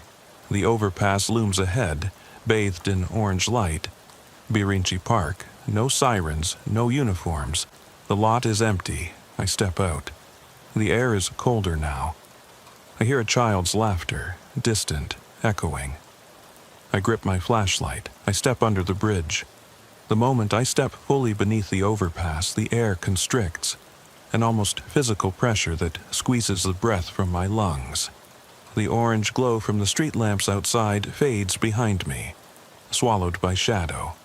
My flashlight beam cuts a narrow tunnel of clarity through the blackness, illuminating grit-specked concrete, tangled wires, and the occasional scrap of litter. A cracked smartphone screen, a bottle cap, a child's toy car missing a wheel. Each object seems freighted with meaning now, as if part of some larger puzzle I have yet to piece together. I pause at the spot where the rebar lay the night before. Now it is gone, disappeared as though it never existed. My boot nudges the mud. It ripples and settles. I shine the light upward. The pillar is smooth, unmarked. My pulse throbs. The whisper of wind, or is it voices, lingers at the edges of hearing. I swallow and press forward, hugging the beam tight to the ground, searching for footprints. There are none. Halfway through the span, the underpass opens into a wider chamber where the concrete columns recede into darkness. Here, the echoes multiply. Each footstep spawns a dozen ghost steps that fade slowly. I keep moving, senses straining. The beam picks out a series of symbols on the far wall, familiar now. Circles intersected by slashes. The half-erased word "help" scrawled again, this time in chalky white. Beneath it, new letters. Find her. My heart lurches. Find her. The children's book page in my pocket. Find me. This place is speaking in clues. A chill coils in my gut. I raise the flashlight to reveal more of the wall. Smudged handprints, finger-drawn arrows pointing deeper into shadow. I follow the arrows, each step echoing like a drumbeat. The psychological pressure mounts. The darkness seems alive, breathing, watching. Then the beam catches movement. A flash at the corner of my vision. I swing the light. Nothing, but I hear it. A soft scuff, like shoes sliding across concrete. I whirl, training the light across the pillars. At the far end, I see her. A little girl in a faded dress, back turned, standing alone where no path leads. She doesn't move. She just tilts her head as though listening. My blood freezes. "Hey, are you okay?" My voice quavers. The girl doesn't answer. The beam trembles as I approach. Every instinct screams to turn back, call for backup, run. But I'm drawn forward. The chamber floor slopes down into deeper dark. She stands at the lip of the slope. I step closer. The air grows colder, the darkness denser. Suddenly, the girl turns. Her face is hidden by shadow, but I see her lips curl into a smile that doesn't reach her eyes. She raises one pale hand and points behind me. "Miller." Her voice is distant, warped, like a recording played too slow. They wait. I whirl around. The pillars behind me have shifted. The spacing is wrong. The exit I came through is gone, replaced by an unbroken wall of concrete. Panic seizes me. I turn back to the girl. She's closer now, maybe 10 feet away. She raises both arms and the air distorts, rippling like heat haze. The beam wavers. I blink, and she's gone. A new whisper rises, suffocating in its intensity. "Miller." No silent words. "Find her." The pillars pulse with an unsteady glow, the symbols bleeding red. The floor vibrates underfoot. I grip my flashlight like a lifeline and force myself to move, to climb down the slope into the yawning black. My boots hit damp earth. The beam reveals a narrow trench carved along the center of the chamber, filled with murky water. The echoes here are louder, childlike giggles, distant sobs, urgent shushing. I follow the trench, water sloshing around my ankles. The beam catches something floating. The torn page from the children's book, soaked, its crayon's colors blurred. I fish it out. On the page, a new message scrawled in jagged letters, "Come find me." Adrenaline surges. I press on, trench leading into a narrower corridor where the walls close in. The water deepens to mid-shin. The temperature drops. I can see my breath. The whispering grows louder, overlapping voices, pleading, angry, mocking. I blink and almost fire my weapon. There, pressed against the wall, a handprint in glowing phosphorescence. I touch it, cold, sticky. The print yields under my glove, leaving a smear on my finger. The smell, iron and rot. Further on, the corridor slopes upward. I climb, heart hammering, until I emerge into a vaulted chamber lit by a shaft of pale light filtering through a grate far overhead. The beam of my flashlight dances across broken playground equipment. A swing set frozen, chains rusted. A slide coated in grime. A merry-go-round half submerged in water. This, an abandoned children's play area beneath the highway. The betrayal of innocence is suffocating. In the center of the chamber stands a single figure. The homeless man. No, Hayes. His face is streaked with tears. He cradles something in his arms, a small bundle wrapped in a filthy blanket.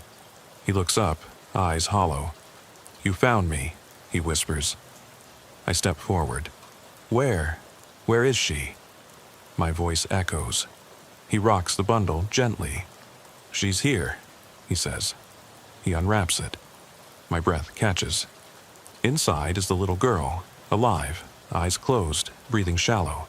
She looks dead, pale as moonlight. My pistol drops from my hand. I rush forward. "Officer Hayes, get help!" He steps back, holding her like a shield. "They said to give her to you." His voice trembles. "They said you'd know what to do." A roar behind me. I spin. From the darkness around the playground, shapes emerge. Figures gaunt and hollow, faces twisted in silent screams. They crowd the edges of the chamber. Homeless campers, children's phantoms, something else, something alien. They press forward, hands reaching. The air vibrates with their whispers. "Find her." "No." Silent words. "Miller." I stare at Hayes. "We need to go, now." He shakes his head. "They won't let us." The figures close in, their breath clouds in the air. I feel their hunger, their desperation. My mind screams, "Shoot, run, save her." I step forward, hand outstretched. Hayes tightens his grip on the bundle. He steps backward, into the water. The surface ripples. Behind him, the merry-go-round begins to turn, slowly at first, then faster, though no wind stirs. The swings creak. The slide gleams. The phantoms press nearer. The little girl stirs, opens her eyes, coal black, reflecting the flashlight's glare. I lunge, grab Hayes's arm. "Come on!" He doesn't move. The water rises around his boots. The phantoms swirl, a vortex of hunger and sorrow. The girl's laugh rings out. Innocent, terrible.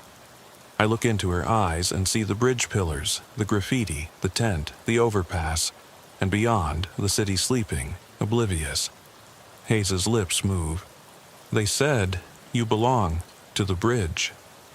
The water reaches his knees. He looks at me, my reflection wavering in the muddy water, then at the girl. "She's the key." He holds her out. "Take her." I hesitate. My training, my duty, my instinct to protect every life. I step forward. The phantoms extend pale hands. The water swirls, rising to mid-thigh. The girl's smile widens. I reach for the bundle, then realize she isn't a child. Her form shifts. Limbs elongate. Features sharpen into something eldritch. The blanket falls away. The little girl becomes the creature I shot under the bridge. Pale skin, endless grin, black eyes, and in its arms, another figure. Me, curled in fetal pose, eyes wide. My mind shatters. I back away, stumbling. The creature's laugh echoes through the chamber. It speaks in my voice. "You found me." It holds up the bundle, my own broken body. "Now find her."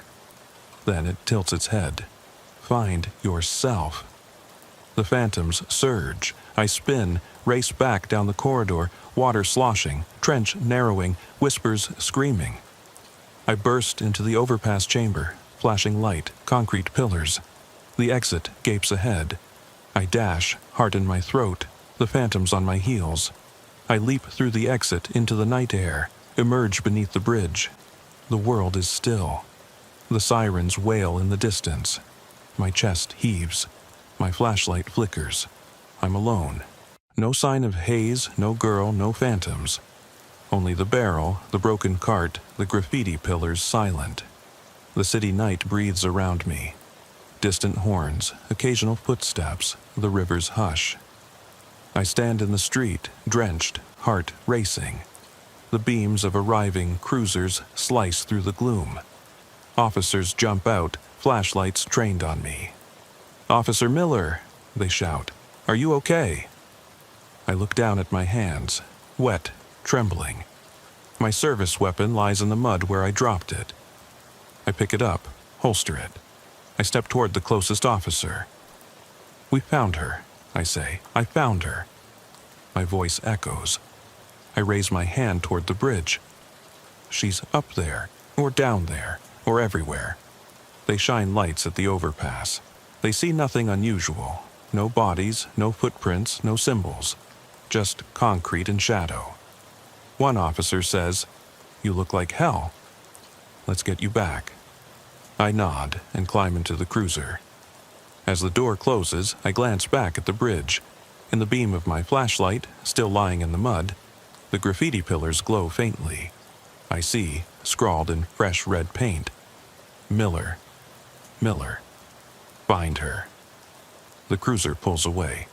The overpass recedes in the rearview mirror. The night swallows it. My phone buzzes. A text from dispatch. You're late for roll call. I check the time. 2:17. I was gone 12 minutes. The world moved on. I stare at the rearview mirror. My reflection. Eyes hollow, uniform soaked, badge crooked. Behind me in the back seat, the silhouette of a little girl sits perfectly still. I catch her eye in the mirror. She smiles, and the whisper comes soft and clear. No silent words. I step out of the cruiser into a world that seems unchanged. Damp pavement, distant sirens, the hulking concrete of the Elmwood overpass looming overhead. But I know it's different. The air still vibrates with whispers I can't silence. My boots splash through shallow puddles. The city's ambient glow feels alien, as though I've returned from another realm. Behind me, officers secure the scene. Their flashlights slice through the gloom, revealing nothing but litter and jagged shadows. I let them handle the perimeter. My place is under the bridge. I walk alone toward the span's eastern pillar, heart hammering. Every instinct screams that I shouldn't go back, but I have to. The little girl's smile, the creature's mocking voice, the image of my own broken body cradled in its arms. Those visions won't leave me until I understand them. I need to finish what I started. The trench I crawled through, the flooded corridor, the phantom playground, they were real. They exist beneath this city, hidden from normal sight. And I have to know why. As I near the pillar, I see fresh footprints in the mud, small feet, toes splayed, dragging heels. They lead into the darkness under the span. I kneel, trace the prints with a gloved finger. The mud yields easily, too easily. It's as though something expected me, prepared the path. I stand and steel myself, pushing the flashlight beam into the tunnel mouth. The whisper rises, faint but insistent. Find yourself. I step into the black. Instantly, the atmosphere shifts. Cooler, heavier. The beam pierces only a few feet before vanishing into opaque gloom. I advance, water seeping over my ankles, then calves. The trench appears, cutting a muddy channel toward the heart of the underpass. I follow it. The whisper grows into a chorus, overlapping voices chanting, "Miller! Miller, find her! Find you!" At the end of the trench, I climb once more into the vaulted chamber of abandoned play equipment. The pale shaft of light overhead is gone. The grate is sealed. Only my flashlight illuminates the rusted swing set, the half-sunken merry-go-round. In the center, the little girl stands, pale dress glowing. In her hand, my badge, twisted and blackened. Her coal-black eyes reflect the beam, voids that draw me in. She cradles something at her feet, a shattered mirror. I approach slowly, every footstep amplified in the silence. The water ripples outward. The girl raises her head. "You came back," she whispers. Her voice is my voice, warped, distant. She gestures at the mirror shards. I look down. The largest shard shows not my reflection but a memory. Me as a child, standing under a highway overpass, lost, crying. My mother's voice calling, but no one coming. The other shards flicker with scenes. Me graduating academy, me pulling the homeless man from the tent, me firing my weapon, me watching the creature dissolve. Each shard a fragment of my life, seen from outside. I kneel, pick up a shard. My fingertip presses the broken edge. Pain blossoms. I don't feel it. In the mirror, my eye meets my eye, only the reflection smiles. Then the shard cracks further, splitting the image. One half shows me alive. The other half shows my body crumpled, lifeless under the bridge. The little girl steps forward and presses her hand against the shard. The image ripples. The shard melts into water, vanishing in my palm. I look up. The girl is gone. In her place stands the creature, tall, elongated, grin impossibly wide. Around it, phantoms press close, their black eyes flashing. The creature holds out its hand, the rebar, now glowing with inner light. "Take it," it says in my voice. "Finish it." My mind reels. The rebar is my weapon, my burden. I realize the creature wants me to strike, to kill. But there is no one left to kill, only me. A voice behind me, the whisper of my own doubt. I lift the rebar, feel its weight, every life I've taken, every choice, every silent word unspoken. The phantom's whispers crescendo. "End it, or be ended." I close my eyes. The echoes of that first 911 call, the homeless man's fear, the flash of my pistol, the hollow victory of the shot, all rush back. The child's laughter, the train horn, the barrel's ember, the red help. Find her, find you. I open my eyes. The creature advances, offering the rebar like a twisted gift. I raise the rebar above my head, not to strike outward, but to bring it down on my own shoulder, sever the bond. I bring the rebar down. The impact reverberates through bone and metal. Pain sears. I collapse, cradling my arm. The phantoms recoil, shrieking. The creature's grin falters, water splashes, the chamber quakes. I writhe, pressing my palm into the wound. Blood wells hot, but the pain grounds me. The whispers falter, then hush. The creature staggers, its form flickering like a broken projection. It raises a hand in farewell. "Thank you," it whispers. My voice, but softer, distant. Then it dissolves, melting into droplets that vanish into the puddles. Silence. The little girl appears at the chamber's entrance, face solemn. She holds out my badge, restored, gleaming. I take it, blood dripping onto concrete. She nods once, then steps back into shadow. The grate above clangs open. Pale morning light filters in. I crawl toward the exit, each movement agony. The water drains. The trench is gone. The play equipment rusts in stillness. The tunnel behind me seals itself, concrete shifting, erasing the path. I emerge under the overpass into dawn. Officers swarm with medical and investigative teams. They stare as I crawl out, badge in hand, arm bound. I look at the little girl, but she's gone. A sergeant rushes over. "Miller, are you alive?" I nod, voice gone. They help me up. Medics lead me toward an ambulance. I look back at the pillars. The graffiti is gone, only bare concrete. No help, no symbols, no sign anything happened. In the ambulance, they wrap my shoulder. I grip the badge. It feels real. The world outside is waking. Traffic, pedestrians, the hum of the city. I close my eyes. The whisper returns. Soft, almost comforting. No silent words. I open my eyes. The EMTs look at me expectant. I manage a nod. They ask questions. I answer with clipped words. My mind drifts to the tunnel, to the mirror shards, to the little girl's smile. I think of Officer Hayes. Where is he now? Alive, I hope. Free. The phantom's gone. The creature banished, at least for now. They load me into the ER. As they wheel me inside, I glance back through the ambulance windows at the overpass. In the pale light, I swear I see a small figure watching. Coal black eyes, faded dress. She raises a hand in farewell. Then she's gone. They patch me up.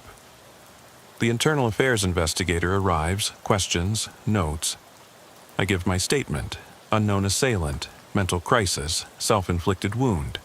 They nod, file it away. A chaplain offers words. I thank him quietly.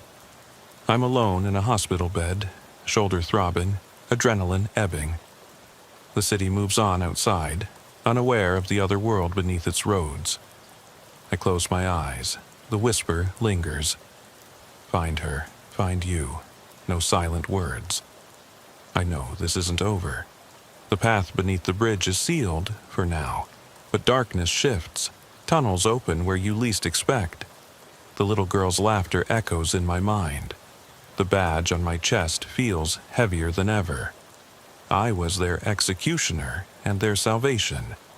I chose to wound myself rather than others. But the cost is only beginning. A nurse enters.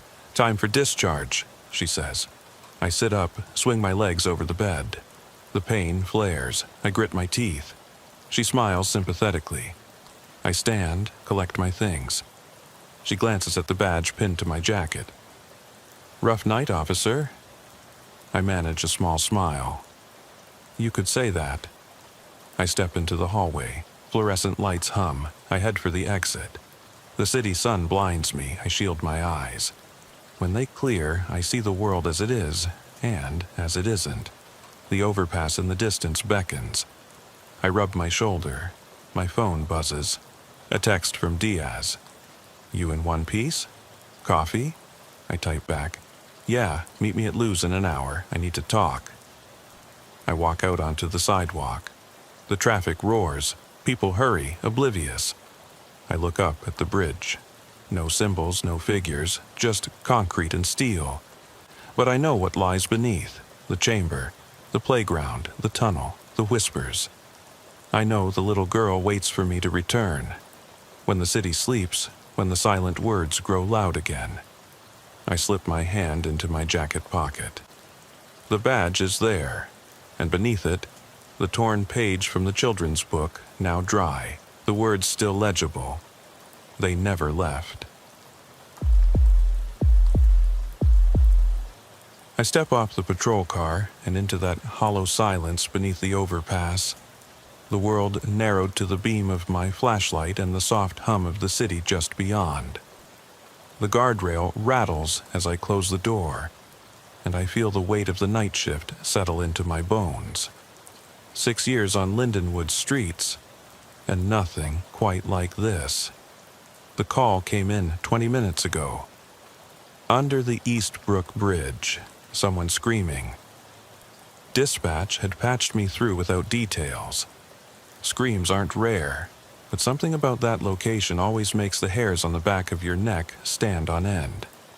Concrete pillars rise like silent sentinels, their surfaces scarred by layers of graffiti, names, dates, angry symbols, half-legible warnings. A single sodium lamp overhead flickers, struggling against the darkness. Beneath it lies a patchwork of tents, tarps, and shopping carts filled with belongings, an impromptu community of the forgotten. Damp newspapers swirl at my feet, plastered with headlines about missing persons and cold cases. The smell of mildew and burnt rubber hangs in the air. I call soft into my radio. Bell on scene. I'm moving in. No answer yet. Backup is still a few minutes out. I keep the engine idling. Light enough to see, quiet enough not to spook whoever's out here. I draw my sidearm and click on my flashlight, the beam cutting a narrow swath through shadow. Every footstep echoes. A low moan drifts from the largest tent, its entrance tied shut. The sound is human, ragged, fear, pain, desperation all wrapped into one. I edge closer. Police, you okay in there? No response, only that soft moan. I drop to one knee, shining the light under the flap. The canvas shifts. I hear a whisper. Help! My heart hammers. I zip the tent flap and sweep inside. The light reveals a thin man curled in on himself, coat threadbare, eyes rimmed red. He stares up at me, voice cracking. They come at night. I can't sleep. Who comes? I ask, lowering my voice. He points past me into the deeper dark. I turn. Nothing but shadow. When I look back, he's gone. The tent is empty except for damp blankets and that single flickering candle, its flame guttering in a draft. I step back out, scanning the pillars. Something shifts at the corner of my light. A silhouette. slipping between supports. Too tall, too still. I call out, "Hey, show yourself." My voice sounds brash in the hush. No answer. Footsteps crunching gravel behind me. I whirl, but again, there's nothing. My radio crackles. Unit 2, 10 minutes out. I exhale. Copy that. I move toward the next tent, careful where I step. Rusted cans, soggy cardboard, a child's toy half buried in mud. I pause at a cluster of newspapers plastered with missing person photos. One headline: Local transient vanishes near Eastbrook Underpass. The date: 2 weeks ago. I kneel and pick up a damp page. The photo shows a man whose gaunt face could have been the one I just spoke to. The caption: no leads. A whisper brushes my ear. Don't look. The hair on my neck prickles. I swing the light around. Nothing. I shake off the chill, probably just the wind. I round the last pillar and find a single tent zipped tight. From inside comes frantic scratching. "Help me," a woman's voice shrieks.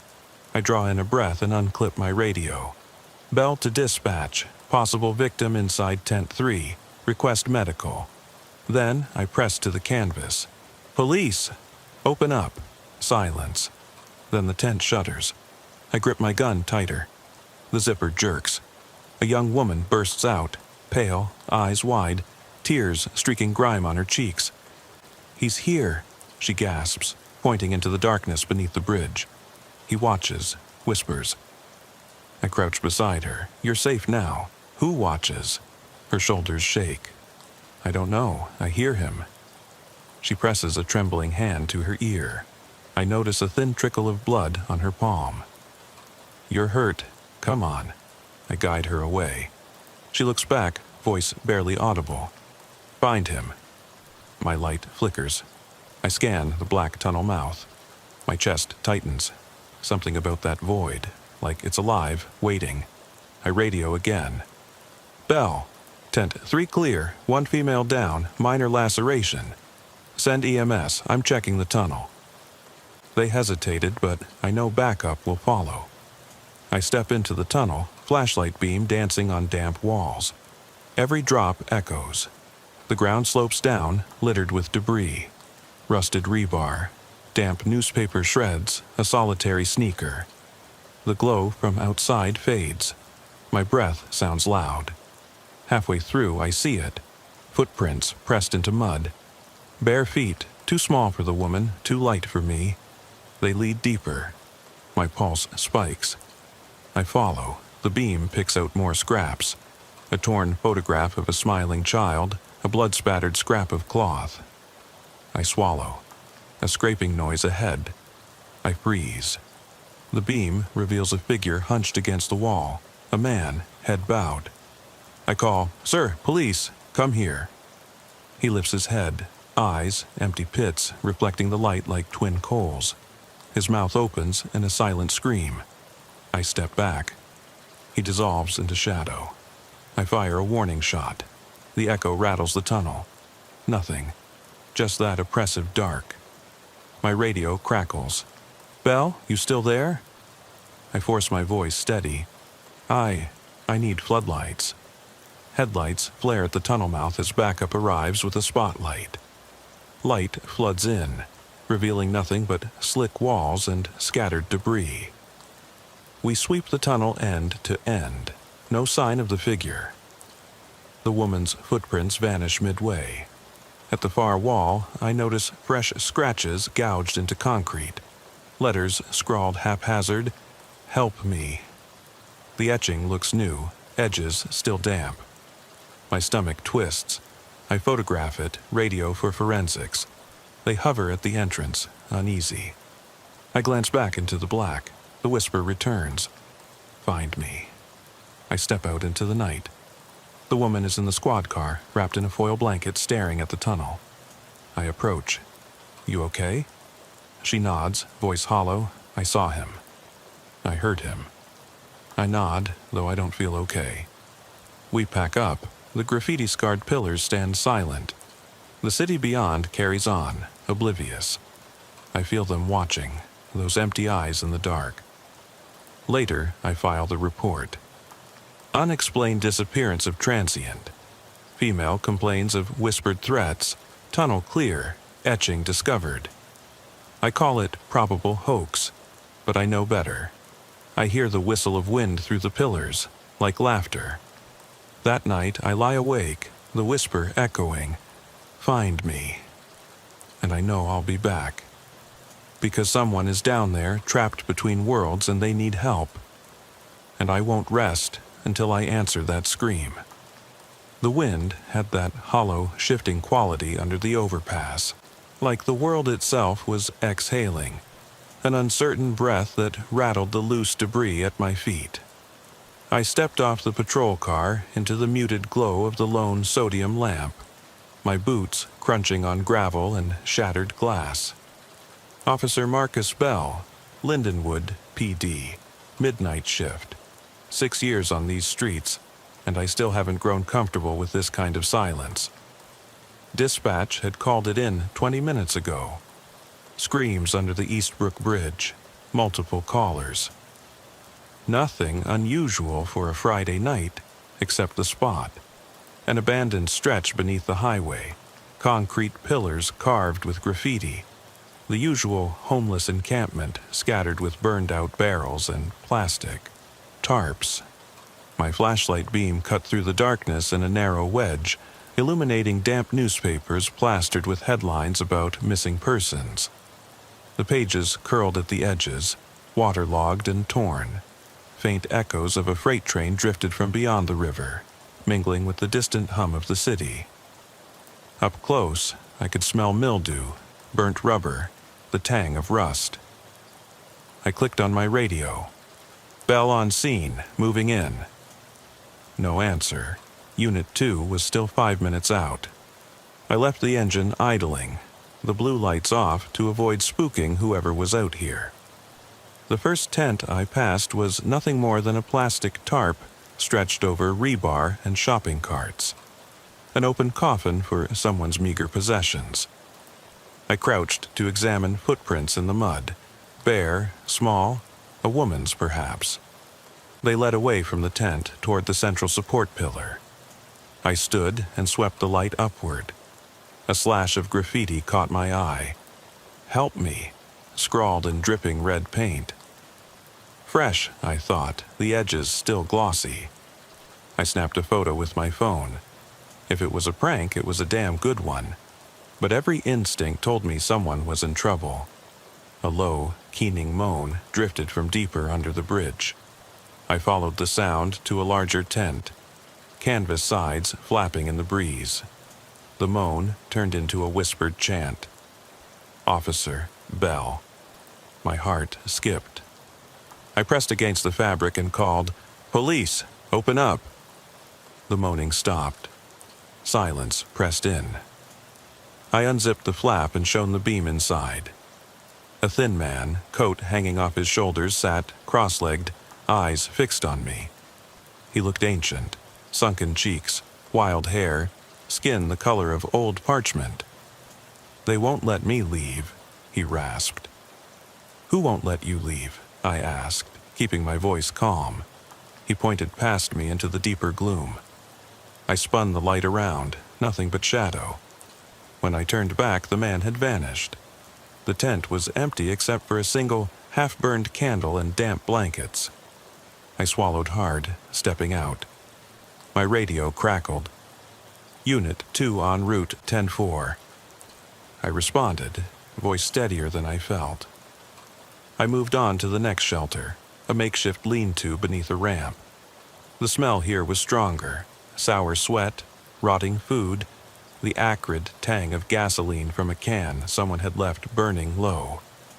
A woman's voice hissed, "Help me, please." I trained my light on the entrance. "Ma'am, police, show me your hands." The flap jerked open, revealing a young woman, dirt-smudged tears streaking her cheeks. She thrust out a trembling hand, palm cut and blood-streaked. "He's here," she gasped. "He watches through the cracks." I crouched beside her, heart pounding. "You're safe now. Where is he?"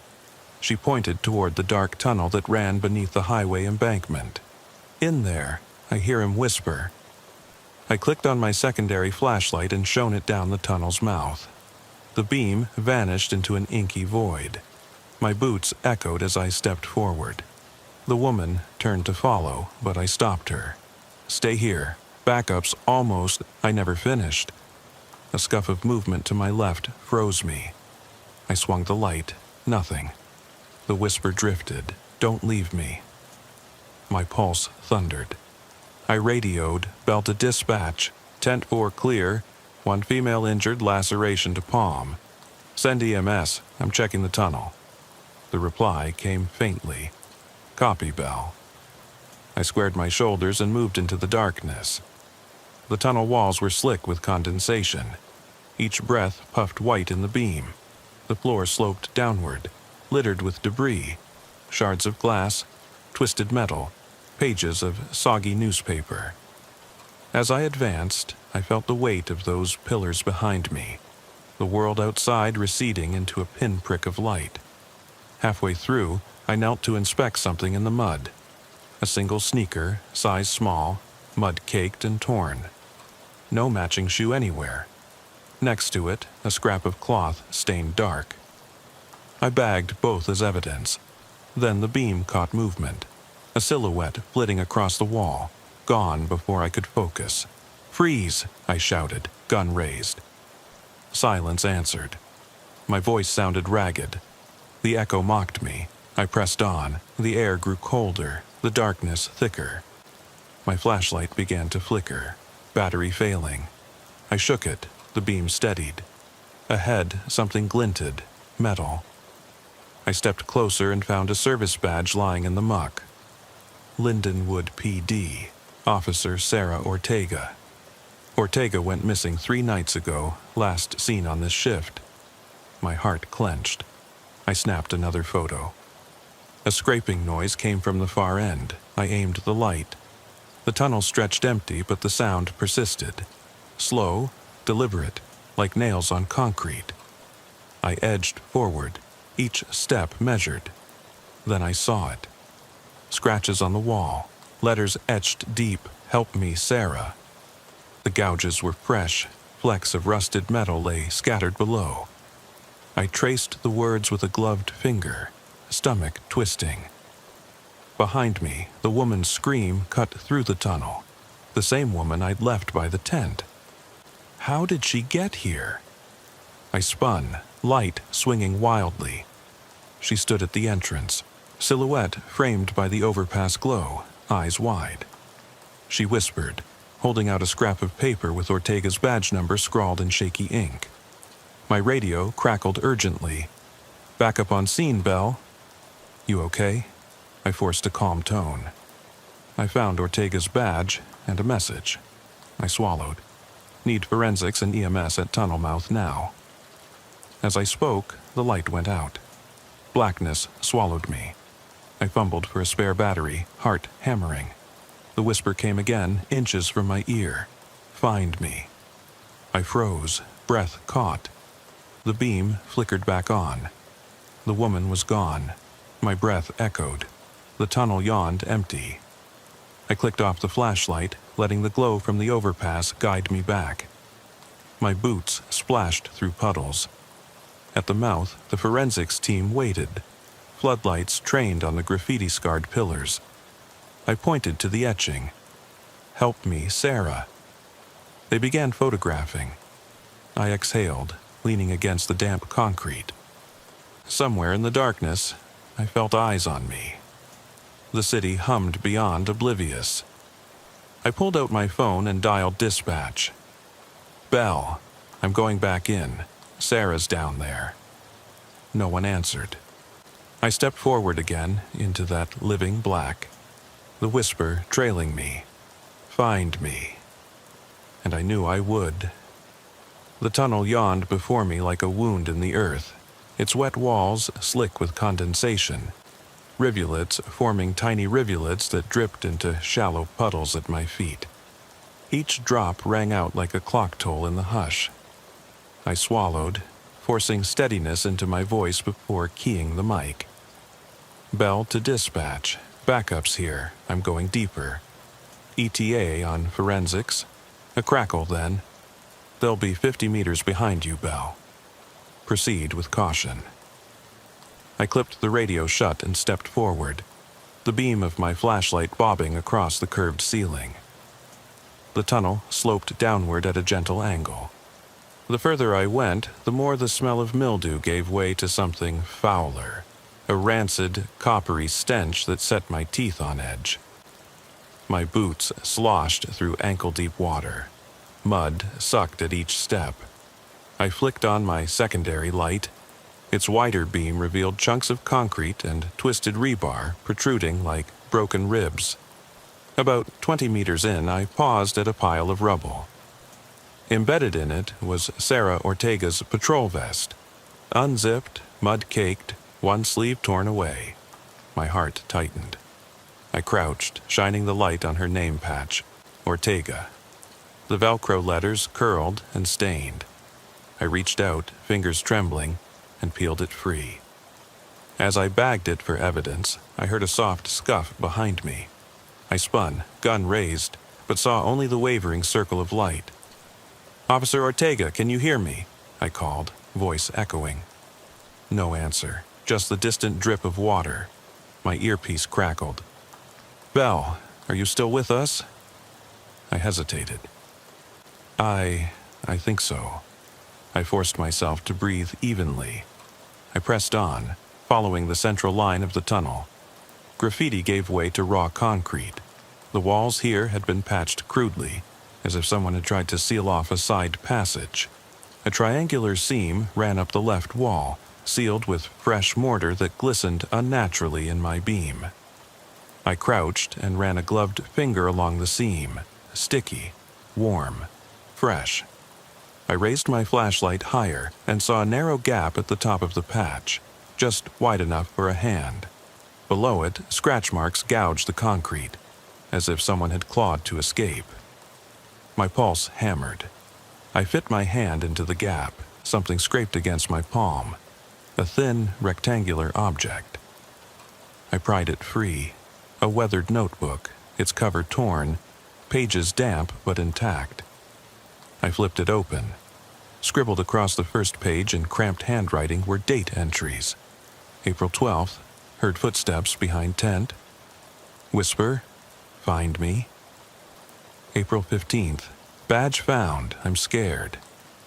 April 18th, they come at night, I can't. The rest was smeared with mud and blood. My stomach turned. This was Ortega's journal. She'd been mapping his movements, whoever he was. I stuffed the notebook into an evidence bag, heart pounding so loudly I feared it would set off my own earpiece. Then I heard it, a soft, metallic clang up ahead. I froze. The beam danced toward the sound. Halfway down the tunnel, a door stood ajar where no door should be. A rusted steel hatch framed in concrete, its hinges bent.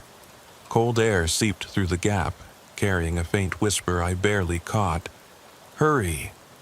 My training screamed to wait for backup, but I couldn't leave Ortega, or whoever was down here, alone. I unshouldered my shotgun and approached the hatch. The metal was warm to the touch, as if something on the other side had been leaning against it. I shoved it open. The hinges groaned, revealing a shaft of blackness beyond. Another tunnel branching off at a steep decline. I radioed in. Bell, found a secondary shaft. Looks intentional, entering now. The reply was immediate. Negative, Bell. Wait for forensics. I hesitated, torn between procedure and instinct. Then the whisper came again, louder. Find me. That single plea cut through every caution. I slipped through the hatch.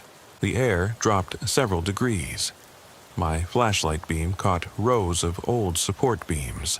Wooden timbers blackened with age, and the tunnel walls here were lined with rotting boards, as though someone had tried to shore up a collapse. Puddles reflected the beam, creating dancing patterns of light on the ceiling. I stepped carefully, each footfall echoing. 15 meters in, I spotted movement, a flash of fabric against the wall. I swung the light. Ortega's uniform sleeve hung from a nail driven into the beam. The rest of the shirt lay crumpled on the ground. My stomach lurched. I crouched, inspecting the fibers, snags and tears consistent with being dragged. My breath hitched. She'd been brought here, alive, or dragged here after. A shuffling sound behind me. I whirled, heart in my throat. My light found nothing but the beam's end disappearing into darkness. "Ortega," I called, voice raw. Silence answered. Then unmistakable. A faint sob. Ahead, near a collapsed section, I saw a figure slumped against the wall, arms wrapped around knees.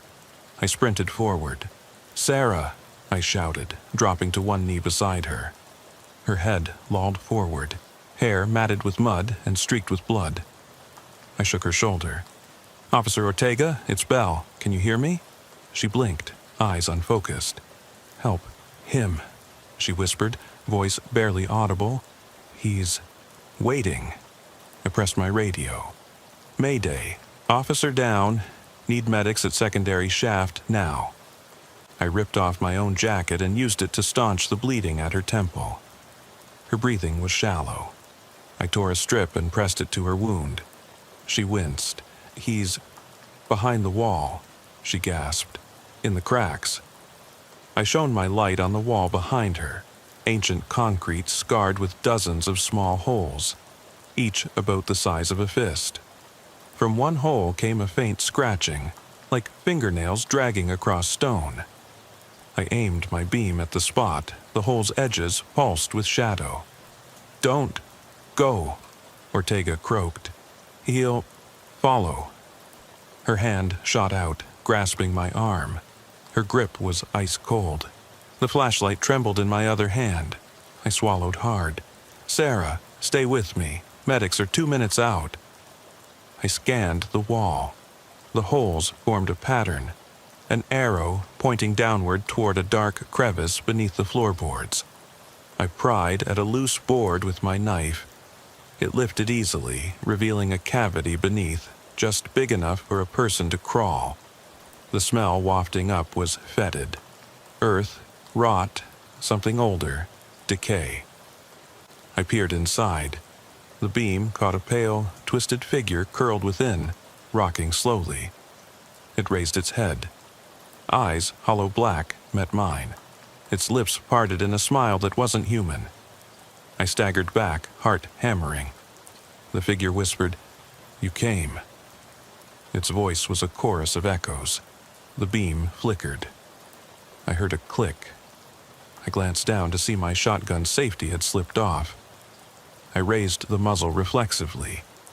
The thing dissolved into darkness, leaving only the echo of its words. A distant rumble told me medics had arrived. Flashlights bobbed at the hatch. I turned back to Ortega. Her hand slipped from mine. She stared at the floorboards, unblinking. I knelt, shaking her gently. Sarah, talk to me." She inhaled sharply, eyes clearing. "He's gone, but he waits below." I glanced at the cavity. It was empty now. No sign of the figure, no footprints in the mud. Only the faintest scrape marks on the wood. My radio crackled. "Belle, medics are with Ortega. Are you okay?" I forced a nod, though they couldn't see me. I found something beneath the wall." They called for me to exit. I stood slowly, glancing back at the crevice. The tunnel beyond seemed to sigh, as if relieved, or disappointed. The city's hum seeped in through the hatch. I climbed out, letting medics take Ortega. Forensics crew spread floodlights across the shaft's entrance. As I stepped into the pale glow, I noticed the words scrawled on the concrete above the hatch in fresh mud. "Thank you." No one else saw it. I snapped a photo. My hands shook. That whisper trailed after me as I climbed back into the main tunnel. "Find me. I know the next 4 sections will take me deeper. into places no officer should tread. But I can't stop now, because he's down there, and he's waiting. And Sarah's not out of danger. I turned back for one last look into the hatch. The darkness seemed to pulse, alive. And I understood. This is only the beginning. The beam of your flashlight trembles as you step once more into that yawning shaft. The world above, the distant city hum, the lamplight under the overpass, fades until all that remains is damp concrete, ancient timber supports, and the faint drip of water. You can feel the temperature drop another few degrees. Your breath puffs in front of you as you move. Officer Sarah Ortega lies moments behind you, already in the hands of medics, but your mind is tethered to her whisper. He waits below. You crouch at the mouth of the shaft, raising your light to study the jagged boards lining the walls. Each timber is blackened with age, splintered, and slick with mildew. The tunnel slopes downward at nearly 30 degrees, a deliberate descent. Someone carved this, or at least reinforced it, to lead deeper beneath the city. You glance back, the hatch frame, the floodlights, the anxious faces of forensics huddled just above. They wait for you to declare it safe. You take a steadying breath, holster your pistol but keep it at the ready, and step through. The boards creak beneath your weight. Mud clings to your boots. You switch the shotgun to your left hand and the flashlight to your right. Every sense is on high alert. 100 feet in, the tunnel widens into a low chamber. The beam picks out shapes half buried in muck. A rusted shopping cart wheel, fragments of a vinyl jacket, pages torn from Ortega's notebook fluttering in a faint breeze. In the center, a shallow pool reflects your light like liquid glass. You step around it, careful not to slip. From the far corner comes a scratching, rapid, urgent. You sweep the beam. At first there is nothing, then a slender hand, white as bone, pushes through a gap between boards. Fingers curl around the edge. You freeze. The hand retreats. Your pulse hammers. "Who's there?" you call. Your voice sounds alien in the stillness. No answer. Only the soft echo of water dripping, and that scratching receding into the darkness beyond. You press forward, following the wall until you find the source of the sound. A narrow crawl space sealed by overlapping boards, edges pried loose. The scratch marks are old and new, layers of clawed attempts to escape. You kneel, inspecting the gaps. Through a slot you glimpse pale skin, the curve of a cheek, and long dark hair matted with grime. A whisper echoes, "Please." Your hand trembles as you push boards aside. Behind them is a cavity just big enough to kneel. You reach in, voice low. "Officer Ortega?" "It's Bell. I'm here to help." The space is cold, the air stale. No response, only that soft, ragged breath. You lean in, sweeping the beam across the tiny chamber. At the far end, curled in fetal position, is Sarah Ortega's partner, Detective Jamal Reyes, missing since last week's stakeout. His uniform is tattered, nameplate scraped off, face gaunt. He lifts his head slowly. His eyes are gone, empty sockets weeping dark fluid. He opens his mouth in a silent scream. You stagger back, heart slamming. "Reyes?" you whisper, but he doesn't answer. He rocks, humming a lullaby you recognize from your childhood, that your own mother used to hum. The incongruity twists your stomach. You raise the shotgun. He tilts his head as though listening, then begins to crawl toward you through the boards. A flash of movement behind you. Ortega's flashlight lying on the floor, beam spinning across the ceiling. You realize she's not behind you. She never followed. She's still above, safe with the medics. Your radio crackles. "Bell? You copy?" You nearly drop the weapon. "I've found Reyes," you manage, "but he's not himself." "Pull back," the voice orders. Begin extraction. You hesitate. Behind the boards, Reyes claws at the floor, struggling toward you. You sweep the beam. More holes gouged in the wall, arranged now in a spiral pattern. In the center lies a small hatch, nearly flush with the ground, its latch broken. Cold air seeps from within. The humming grows louder. Reyes's lullaby merging with a second voice, a child's giggle. You can almost make out words, "Come play with us." Your rational mind screams, "Procedure, retreat, call SWAT." But another voice inside you, duty, fear for Ortega and Reyes, you know you have to see this through. You set the shotgun aside, kneel, and unlatch the hatch. It falls open with a metallic clang that echoes like a gunshot. Inside is a ladder descending into pitch black. The space smells of earth and rot. You lower yourself onto the top rung, flashlight in hand, and climb down 10 rungs until your boots hit solid ground, loose soil and broken bricks. The ladder sways. You slip, catch yourself. Your heart hammers. You sweep the beam. A narrow corridor stretches away, walls of raw earth reinforced with wooden beams and lengths of corroded pipe. The child's giggle echoes again, distant, playful. Your skin crawls.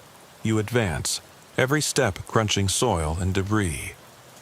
15 feet in, the corridor opens into a domed chamber. The beam picks out shapes arranged in a grotesque tableau. A circle of makeshift dolls, shopping cart wheels for heads, sticks for limbs, rags soaked in mud, standing around a puddle at the center. In the puddle floats a single object. Your flashlight battery, drained, its contacts slick with red fluid. You step closer. The dolls seem to lean toward you, silhouettes dancing in the beam. You swallow hard. You bend to retrieve the battery, and the beam flickers out.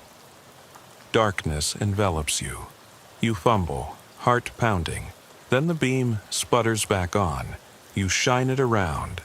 At the chamber's edge stands a figure. A little girl in a filthy dress, hair matted, face turned away. She hums the same lullaby.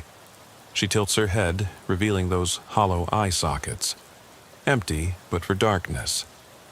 She raises a hand, beckoning. You back away, breath catching. "Who are you?" you whisper. No answer, only that giggle, a chorus now, coming from every shadow. The dolls at the circle's edge seem to shift, rearranging, as if alive. Behind you, the hatch rattles. You whirl, shotgun in hand. Your light falls on a shape climbing the ladder. Ortega, drenched in sweat and mud, eyes wide. She mouths, "Get out!" You don't hesitate. You grab Ortega's arm, pull her back toward the ladder as the girl's giggle crescendos. You climb 2 rungs, then Reyes's voice, hollow, distant, calls from below. "Find me." Ortega scrambles past you, slamming the hatch. You follow, dropping the latch into place. The girl's laughter dies instantly. Silence. You both collapse against the boards, chest heaving. Above, forensics swarm the shaft. Light filters through the cracks. You push the boards aside and climb out, Ortega close behind. Medics rush to her side. You stand in the floodlights, heart hammering, covered in mud and something darker. A technician holds up your spare battery. Its contacts stained red. He whispers, "We found this next to the dolls." You nod numbly. The dolls themselves have vanished. The tunnel behind you looks like any abandoned utility crawl. No sign of the hatch, no dolls, no little girl. Only the spiral of claw marks on the wall and the echo of that lullaby in your mind. You radio in.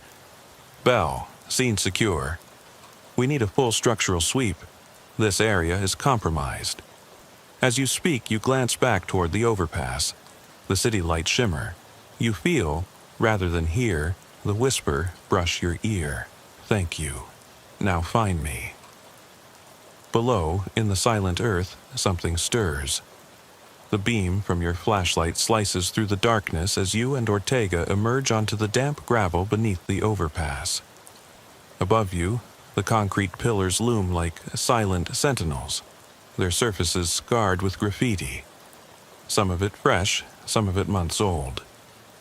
The floodlights from forensics cast long, trembling shadows that seem to creep and twist across the pillars. The night air feels charged, as though the world just beyond the bridge has been severed from this place of secrets. Ortega leans heavily against you, her breaths shallow and rapid. Medics swarm around her, pressing gauze to the gash on her temple and murmuring reassurances you can't hear. You feel the weight of every second. The tunnel hatch is sealed. The dolls are gone, the little girl vanished, and somewhere beneath your feet, a network of tunnels and chambers stretches on, inhabited by something that whispers, scratches, and hunts. You know procedure demands waiting for SWAT, K9, structural engineers, a full hazmat sweep, but part of you can't tear yourself away. You forced the hatch closed, but you saw the way those boards rattled when that thing climbed out. You heard Reyes's voice, empty, haunted, calling from below, "Find me. You can't let it lie." A young technician approaches, holding out the spare flashlight battery stained red. "We collected this from the chamber," she says quietly. "And these." She gestures to bags of evidence. Ortega's partner's vest, torn and mud-caked. The children's dolls, now collapsed into shapeless rags. No sign of the girl or the dolls at the surface. You nod, swallowing. Chain of custody? Secured. Lab will test for DNA and blood residue, but whatever happened down there, it wasn't natural. You glance back to the mouth of the hatch, half hidden by shadows. The floodlights don't penetrate its depths. You feel the whisper brush your ear. "Find me," though no one else is close enough for a breeze. You close your eyes, committing the moment to memory. The smell of damp concrete, the slick of mud under your boots, the distant hum of the city beyond. Ortega's medic steps forward. "She's stable," he reports. "Concussion, mild hypothermia, lacerations. She'll recover physically, but she's rattled. You'd be too." You clasp Ortega's shoulder. "Stay with her." She nods, eyes far away. You turn back to the hatch. Forensics have begun marking the perimeter with evidence flags. Uniformed officers stand guard. You approach the nearest flag, yellow plastic fluttering in the breeze. The ground beneath is stained dark, a smear of mud and something darker. You kneel, pressing the heel of your glove into the smear. It's slick, viscous. Blood, you think, but old. You bag a sample. Above you, someone snaps photos of the pillars. You catch the glint of a camera lens. You step aside and watch the big picture. The abandoned strip mall behind you. Its boarded-up windows reflecting the floodlights. The highway overhead, cars speeding past without a clue. The dark tunnel entrance, yawning like an open wound. Your radio crackles. Bell. SWAT's on site. Perimeters secure. Structural engineers inbound. What's your status? You pause, choosing your words. "I want a full team down that secondary shaft. K9, tactical, thermal imaging, everything. And get me a tech with ground-penetrating radar. I want to know what lies beneath those boards." "Copy that. ETA 10 minutes. You glance back at the hatch. The damp wooden boards look deceptively ordinary now. No dolls, no little girl, no spiral of claw marks except the ones you memorized. But you know they're there, just out of sight, and you know the tunnels extend far beyond what you've seen. You draw in a breath and crouch, switching your flashlight to ultraviolet mode. You sweep the beam across the hatch frame and the surrounding concrete. Faint traces of bioluminescent residue glow in streaks. Fingerprints in the dust. Toe prints in the mud, all leading back into that black. You snap photos. This residue, whatever it is, could help map the path. A forensic specialist kneels beside you. Never seen fluorescence like this on a case, she murmurs. Could be biological, mold, fungus, something feeding on blood, or something else. You nod. Mark it, collect samples. Everything we found down there, we log. She works methodically, collecting swabs. You stand and step back. The city's hum feels distant now, muffled by the weight of what you've uncovered. You reach into your pocket and pull out the small, mud-smeared notebook you retrieved from the patched seam. You flip through the pages. Ortega's journal, her final entries. April 18th, they come at night. I can't escape. He whispers through the cracks in my mind. I heard Reyes call my name. April 19th, found a hatch. Something moved beneath, I saw her. Child's eyes empty, I can't unsee it. April 20th, I fear for my partner. He's gone. I found this note. Help me, Sarah. I don't know what I started. Your throat goes dry. You tuck the notebook into an evidence bag. You key the radio. Bell. Evidence logged.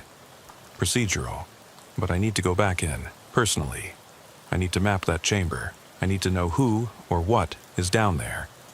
A pause. Then, Bell, negative. You're not cleared for entry. This is a tactical op now. Stand by. You inhale, frustration flaring. But you know you can't push it further, for now. You step away from the hatch as SWAT officers in helmets and tactical vests prepare to descend. You watch their flashlights bob into the black. Your eyes linger on the wet boards. A uniformed officer falls into step beside you. You gonna be okay? He asks softly. You nod. I will be, but someone needs to follow up on Reyes, and Sarah, she's not out of this yet. He glances at Ortega, now seated on the tailgate of an ambulance, wrapped in a foil blanket. She stares at the hatch, expression a mix of relief and terror. He sighs. This city has its ghosts, man. You offer a weary half-smile. Yeah, and we just opened a door to one of them. Behind you, the tunnel mouth seems to exhale, an almost audible sigh, as though something deep within is settling back into place. The forensics floodlights flicker. SWAT's voices echo from below. You feel the whisper again, barely a breath. Find me. You turn. The graffiti "Help me" on the pillar gleams in the floodlight. And beneath it, carved into fresh concrete, you now see a new message, half hidden in shadow. I found you. A chill runs up your spine. You radio in. Bell, new message, at pillar 2. I found you. Dispatch responds with static. You step closer, fingertips brushing the concrete. The letters are warm, as if the message was written moments ago. You crouch and photograph it from multiple angles. The night feels alive with possibility and dread. You stand and look down at the sealed hatch. SWAT is gone silent. Your flashlight beam catches the edge of one board, where a single nail protrudes, bent. You gingerly touch it. The board shifts, just a fraction. Someone has been in and out since you left. The seal isn't perfect. 100 questions flood your mind. Who wrote, I found you? Was it Ortega, Reyes, or something else entirely? What lies beyond that hatch after SWAT went in? Why did those dolls vanish? Where is the little girl? And most pressingly, who or what will they bring up from the darkness? You secure your flashlight and holster your pistol. The medics finish loading Ortega into the ambulance. She gives you a look, hollow, haunted but resolute, and mouths 2 words, don't stop. You nod. You will not stop. Not until you know the truth, not until you find whoever or whatever is down there whispering through the cracks. And you'll keep answering that call, even if it means descending into the earth again and again. Because some cries for help don't end when you surface. They echo, they linger, and they demand you return. You step back from the pillar, eyes on the sealed hatch, on the city lights beyond, on the broken boards. The night wind stirs the gravel at your feet. Somewhere deep below, something breathes. And you know the story is far from over, because you found the message, and now you have to find what lies beyond those boards, and so you prepare. You call in the techs for mapping. You request the body cam footage, the drone scans, the canine teams. You'll assemble a team of specialists, structural, psychological, paranormal if necessary. You'll return to the darkness, kit in hand, every procedure memorized, because you heard the scream. You saw the hollow eyes, you felt the whisper on your neck, and you promised yourself, and Ortega and Reyes, that you would find them. You are Officer Marcus Bell, Lindenwood PD, and this is only the beginning of the case they'll come to call the Echo under Eastbrook. The city hums. The overpass stands silent, and somewhere below, the darkness waits for you to open the hatch again. The question is, will you be ready for what answers you uncover? The world above felt impossibly distant as you unclipped your harness and slung the shotgun over your shoulder. The hatch lay sealed at your feet, its boards scarred and damp, the latch set but not fully secure. Evidence that someone or something had slipped in or out since SWAT's entry. The floodlights glared down, turning the underpass into a theater of harsh shadows. Ortega's ambulance sat idling nearby, tail lights pulsing red, her silhouette visible through the rear window. She watched you, eyes haunted but resolute. You nodded once, silent communication. You were going back in. Behind you, the tactical team assembled. SWAT officers in dark uniforms, canine handlers with a hesitant German shepherd, a structural engineer studying blueprints on a tablet, a forensic tech adjusting a ground-penetrating radar scanner, and Detective Ramirez, your partner from Homicide, checking his pistol. None wore expressions of optimism. The night had already claimed Ortega's partner and nearly consumed her. Yet here you all stood, poised on the edge of that open wound in the earth. You took point, flashlight and radio in hand. The team followed in single file, boots crunching on gravel. You paused at the hatch. The structural engineer, Dr. Chen, knelt beside you and shone his own light on the boards. "Load-bearing capacity is compromised," he murmured.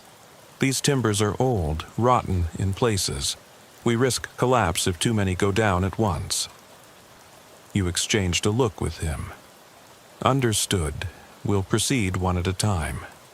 You lifted the latch and pried the boards apart, just enough for you to slip through. The hatch protested with a low creak. You dropped through into the chamber, flashlight illuminating the muddy floor. The dolls were gone. The pool of water was undisturbed. The rasping lullaby and child's giggle were silent now, replaced by the distant drip of water. You signaled the team to descend one by one. The SWAT sharpshooter, Navarro, went next, securing the ladder. The canine team held back until you gave the word. Once everyone was down, you swept the beam across the chamber. The makeshift circle of stones you'd missed before, small river rocks arranged around the pool, glinted wetly. In the center floated Ortega's partner's badge, spinning slowly, face up. You knelt, heart clenching. You bagged it. Navarro trained his infrared scope along the walls. Nothing moved. Dr. Chen used a small hammer to tap the tunnel walls, listening for hollow spots. A faint resonance echoed near the far end, beyond the boarded crawl space you'd entered last time. You led the way toward it. The hush pressed close, broken only by your boot heels in mud. The beam landed on the triangular seam in the wall where you'd found the hidden notebook. The mortar had cracked outward. as if forced from within. You reached out, sweeping away mud to reveal Ortega's notebook cover pressed between the boards. You pried it free. The pages inside were damp but legible. The final entry read, "They want me to write. They want us in the dark. I don't." And then the page ended in a smear of dark fluid. You felt your stomach lurch. Navarro tapped your shoulder. You turned. His night vision goggles showed a faint shape darting at the edge of the light cone, just beyond the crawl space. You flicked the beam, nothing there. The dog let out a low whine. The handler whispered, "He smells decay, fear." The dog's hackles rose. You signaled to Dr. Chen, who examined the patched wall. "This was sealed recently," he said. "They didn't want anyone coming through here." You nodded. "We need to open it." He produced a pry bar and set to work. Boards creaked and split. You held the beam steady. Behind the boards lay the narrow crawl space, sloping down into darker earth. You took a deep breath and entered. Navarro followed, shotgun raised. The K9 team brought the dog to the opening, but held him back. You crouched, sliding forward on your belly. The air was colder here, staler, tinged with the coppery scent of old blood. You shone, the light around. The crawl space walls were lined with crude etchings, handprints and scratch marks, overlapping layers from many who had sought escape. You traced one set of marks that spelled out a single word, help. Beneath it were more recent gouges, HIM. Your radio crackled. "Bell, status?" You whispered, at the crawl space, proceeding inward. The voice cautioned, "Stay safe." You closed the mic. You advanced until the crawl space opened into a low tunnel. Rough-hewn earth walls, reinforced with short lengths of pipe and rotting timber. The floor was slick with mud. You flicked on your secondary light. The beam revealed footprints, bare feet leading deeper, turning corners out of sight. You stepped carefully, following them. Navarro trained his scope on the walls. The dog sniffed at the earth, whining occasionally. 20 feet in, you came to a fork. At the left branch, the air seemed to pulse, and you thought you heard breathing. To the right, a faint glow, like bioluminescent mold, lingered on the walls. The footprints split. Some went left, some right. You hesitated, then chose left, driven by concern for Reyes and the promise of discovery. You rounded a bend into a vaulted chamber. The beam revealed horror. Dozens of makeshift figures hanging from overhead pipes, rags and wires twisted into humanoid shapes, dripping with mud and something darker. The walls were slick, covered in scrawled words. He took them. They remain. Find me. In the center lay a shallow pit filled with water. Floating in it were personal items: a child's shoe, a torn photograph, a police flashlight lens.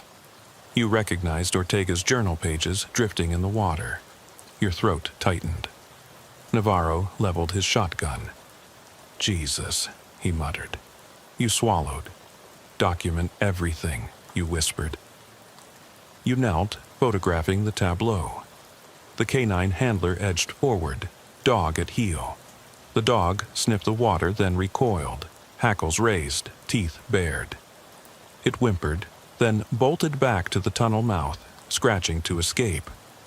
A soft giggle echoed, far off, as if carried on a breeze.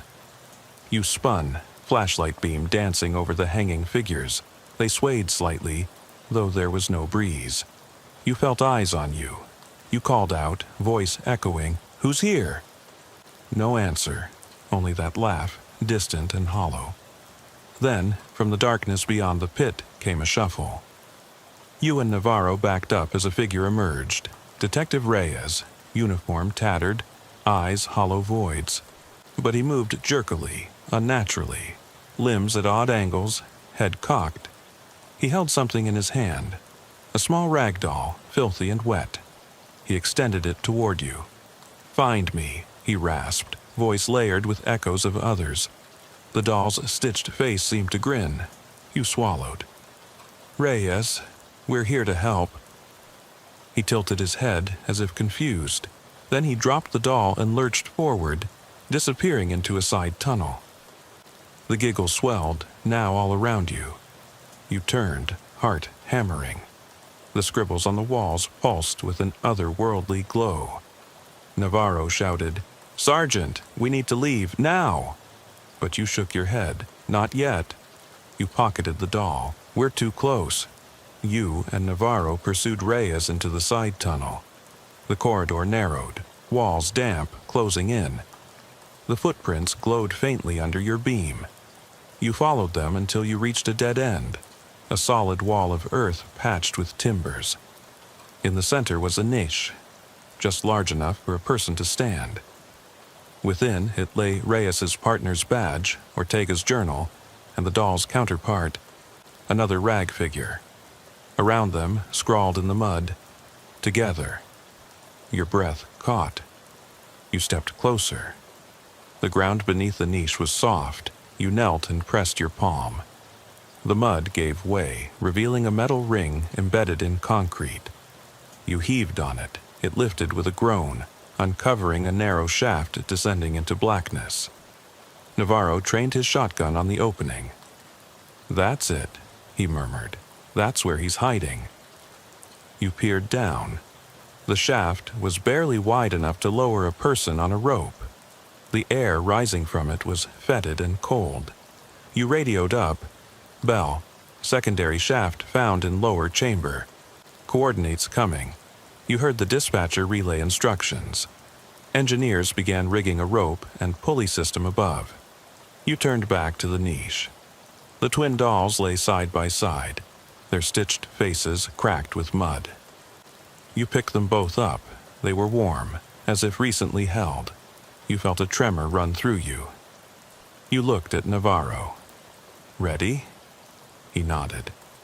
You tied yourself to the rope, flashlight secured to your chest. The engineer gave the signal. You lowered yourself into the shaft, sliding down until your boots touched the damp earth at the bottom. Navarro followed. The rope above creaked. You shone the light around. The space opened into a vast cavern, jagged walls glistening with moisture. Stalactites dripped into shallow pools. The air was cold, oppressive. In the center lay a massive stone dais carved with symbols that matched the graffiti above ground. The looping letters, the spiral motif. Around it lay dozens of rag dolls, each unique, arranged in concentric circles. Atop the dais stood a figure, tall, thin, silhouette blurred as if seen through water. It held a lantern that cast long, quivering shadows. Your breath caught. You raised your voice. "Show yourself." The figure turned. Under the lantern's glow you saw a face, part human, part something else. Skin pale and stretched, eyes black voids, mouth curved in an unsettling smile. It lifted a hand. In its palm lay Jamal Reyes's police badge. You swallowed. "Why?" you demanded. "What do you want?" It whispered, voice like wind through reeds. "Balance." Behind you, Navarro snapped a photo. The figure's lantern light revealed dozens of carved names on the dais, missing persons and officers. Ortega, Reyes, dozens more. You realized with horror this entity collected souls, preserving them in this ritual space. It looked at you and tilted its head. "Find me," it repeated, then raised the lantern higher. The flicker revealed your own name carved on the dais in fresh scratches. Beneath it, a date, tonight's date. Your heart froze. You stepped back. Navarro grabbed your arm. "We need to go, now." You glanced at the dolls in your hand.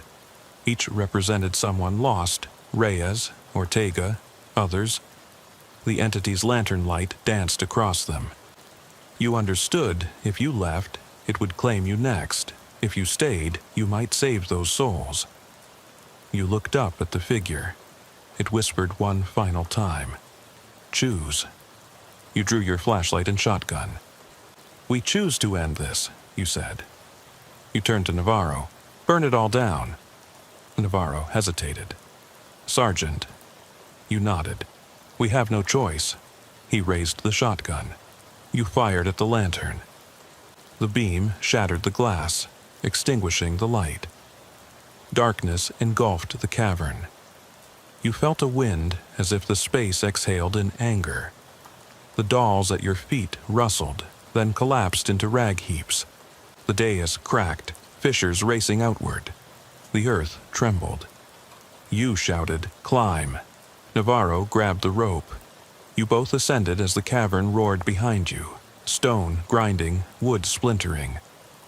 Above, the engineers and SWAT pulled you up, just as the hatch collapsed inward with a thunderous crash, sealing the darkness once more. You lay on the gravel, gasping, covered in mud and debris. Navarro helped you up. The tactical team backed away as the rubble shifted, dust rising. The floodlights flickered. The dais collapse sounded like distant thunder. Then silence.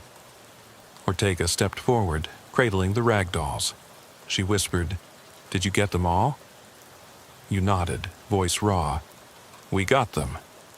She placed the dolls on the ground. They lay still. The tunnel mouth gaped like a wound, but no sound emerged, only the city's distant hum. You surveyed the scene, the collapsed hatch, the scattered dolls, the fissured concrete. The forensics techs began collecting remains. Dr. Chen shook his head in disbelief. "I never thought I'd see whatever that was." You exhaled, feeling the weight lift, but only slightly. You reached into your pocket and pulled out Ortega's notebook. The final entry you'd added yourself. They are free. The balance is broken, but some doors once opened never truly close. You closed the notebook and looked at Ortega. She met your gaze, exhaustion, and something like relief in her eyes. Ramirez approached, offering a hand. You clasped it. Above, the floodlights shone on the broken boards. The graffiti "Help Me" had been partially erased in the collapse. A few letters remained. E-L-P. Someone had scrawled beneath it in fresh paint.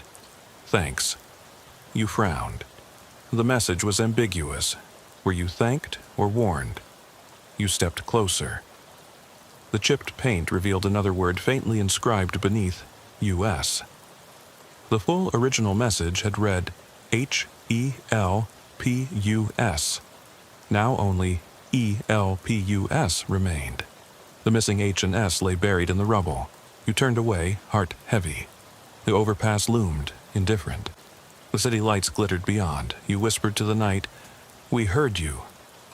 Ortega slid a doll into your hand. Reyes's doll, intact but empty. "He's gone," she said softly. "But we brought him home." You nodded. You would file the report. Structural collapse, recovery of remains, possible mass grave. You would scrub the graffiti, seal the tunnel, and advise the department to declare the site off limits. But you knew the truth. Somewhere beneath Eastbrook, in the ruins of that chamber, something still lingered. A trace of that entity's hunger, a faint echo of lost voices. As you climbed back into the ambulance with Ortega, you felt the whisper once more, so soft you almost questioned it. "Find me." You glanced back at the darkness under the bridge. The hatch was gone, the board splintered, the chamber collapsed. Yet you sensed an opening, a crack in reality. The graffiti on the pillar, half erased, seemed to shimmer. You pressed your hand to your radio. "Dispatch, this is Bell. Case closed, but request ongoing monitoring of the site. And keep an eye on me." They replied with standard acknowledgement. You switched off the radio and sat back, eyes fixed on the overpass. Ortega leaned against you, silent. The city slept. The overpass stood silent guard, but you knew the echoes remained. Voices calling from the dark, waiting to be heard. You closed your eyes as the ambulance pulled away, the night shifting around you, and somewhere, deep beneath the concrete and earth, a faint giggle echoed through the ruins, and a single word drifted upward on the stale air. Found. You ride back to the station in near silence. The ambulance's red lights pulse on the dark pavement, painting the squad car interior in urgent stripes of color. Ortega sits beside you, wrapped in a foil blanket, staring out the window with hollow eyes.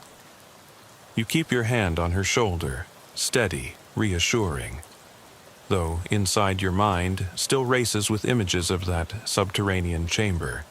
The rag dolls, the dais, the carved names, and most of all the figure with the black, empty eyes holding Reyes's badge. By the time the ambulance doors swing closed, you've keyed your radio. All units clear the underpass, scene secure, tactical collapse confirmed. Forensics to process rubble, medical to monitor Ortega, and unit activity. The dispatcher's voice is calm, professional. You kill the lights and siren and drive the last half-mile back to Lindenwood PD with Ortega leaning against you, exhausted. Once inside the precinct, you park in the Sally Port. Ortega is led away by a medic. You pause at the door to watch her go. She glances back, lips parting as if to speak, and then the doors close. You turn and head into the station's echoing corridors. In the briefing room, Detective Ramirez, Dr. Chen, Navarro, and the K-9 handler await you. They file in behind you as you flip on the fluorescent lights. Ramirez nods, expression grim. Sergeant Bell, he begins. We've prepped the report. Forensics confirms human remains consistent with Ortega's partner, and at least 6 other missing persons cases dating back 5 years. The structural collapse sealed the chamber. GPR showed no additional voids. You rub your face. The entity, whatever it is, collected them over time. The ritual dais carved those names. When we destroyed the lantern, the chamber collapsed, freeing those souls. You pause, watching Navarro unwrap the rag dolls on the table, each one soaked through, stitching frayed. He lays them out carefully. Ortega's doll, Reyes's doll, and 4 others, faces blank, identical. Dr. Chen clears his throat. I ran samples on the bioluminescent residue.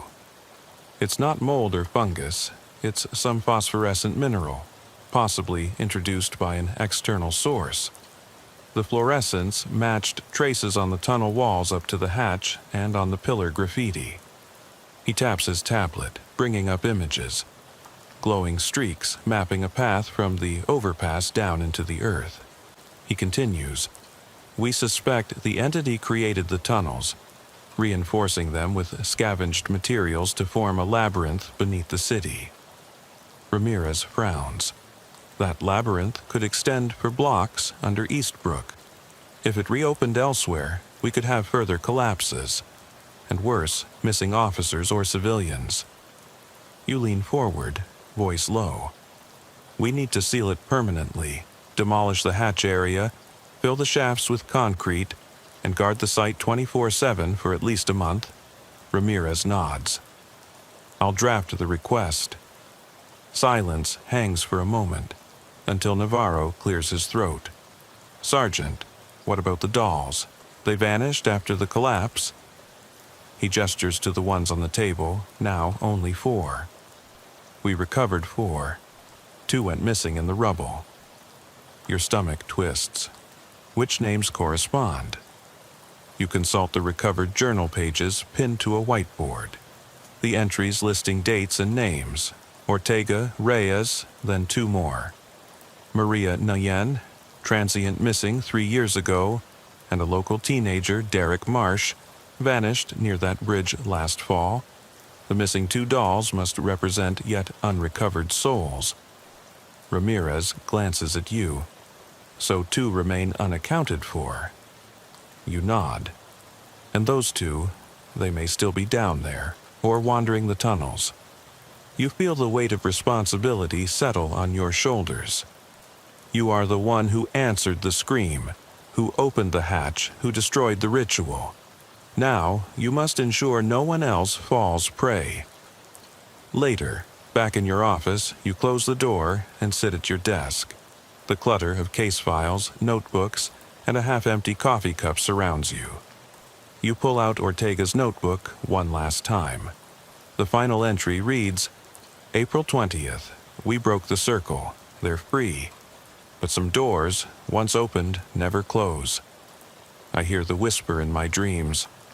Find me. You close the leather cover and stare at the badge you retrieved. Reyes's badge, now cleaned and polished, lying beside it. You press your palm to the cool metal, a promise. You will find the missing 2. Your phone buzzes. It's dispatch. A minor disturbance call at an abandoned subway vent 2 blocks from Eastbrook. People reported hearing children laughing beneath the grate. The call is low priority, but your gut tightens. You check the time, 3:15. The city is asleep. You grab your jacket, strap on your badge and flashlight, and head out. Ramirez catches you in the hall. You heading back? He asks. You look at him. Someone has to check, could be nothing.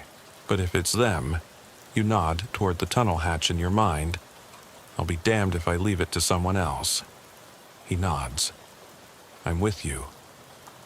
Outside, the night air is cool. The precinct lights receding behind you as you drive toward the vent. You park under a flickering street lamp. The grate sits in the sidewalk, old steel bars, chipped paint. You crouch and train your flashlight into the darkness. At first, you see only debris, leaves, discarded wrappers, a puddle reflecting your beam. Then, faintly, you hear it, soft giggles, plural, echoing from below. Your heart hammers. You radio in, Bell and Ramirez at secondary vent, hearing possible voices. Request K9 and tactical. Dispatch responds, copy that. ETA units, 2 minutes. You glance at Ramirez. He smirks, half nervous. Déjà vu? You manage a small smile. Let's hope it's just kids trespassing. You unlatch the vent grate, surprisingly loose, and pry it open. The hinges creak. A column of stale air rises, carrying the faint scent of earth and mildew. You shine your light down a narrow shaft. Smooth concrete walls, damp floor. 2 ladder rungs descend into darkness. You climb down, Ramirez right behind. The grate clangs shut above you. Your light reveals fresh graffiti, a spiral symbol scratched into the wall, identical to the one you destroyed on the dais. Beneath it, the words, "Find us." Your breath catches.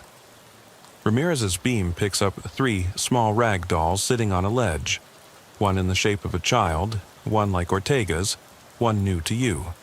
A tiny figure wearing a sheriff's hat. You step closer.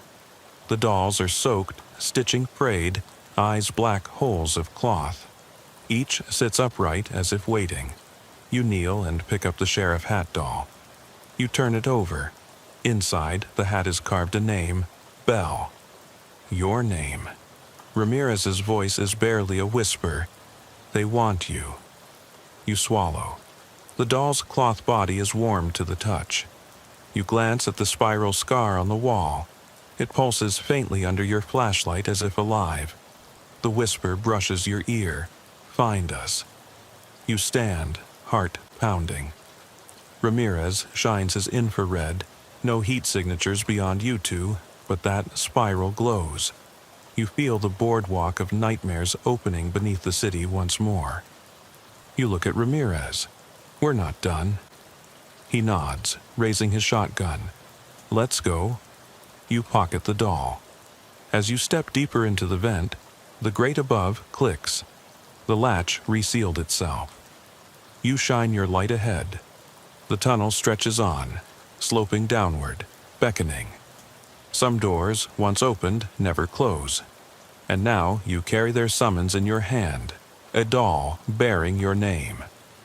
Together, you and Ramirez descend into the dark, ready for whatever remains to be found, because the echo under Eastbrook was only the beginning, and the real search has just begun.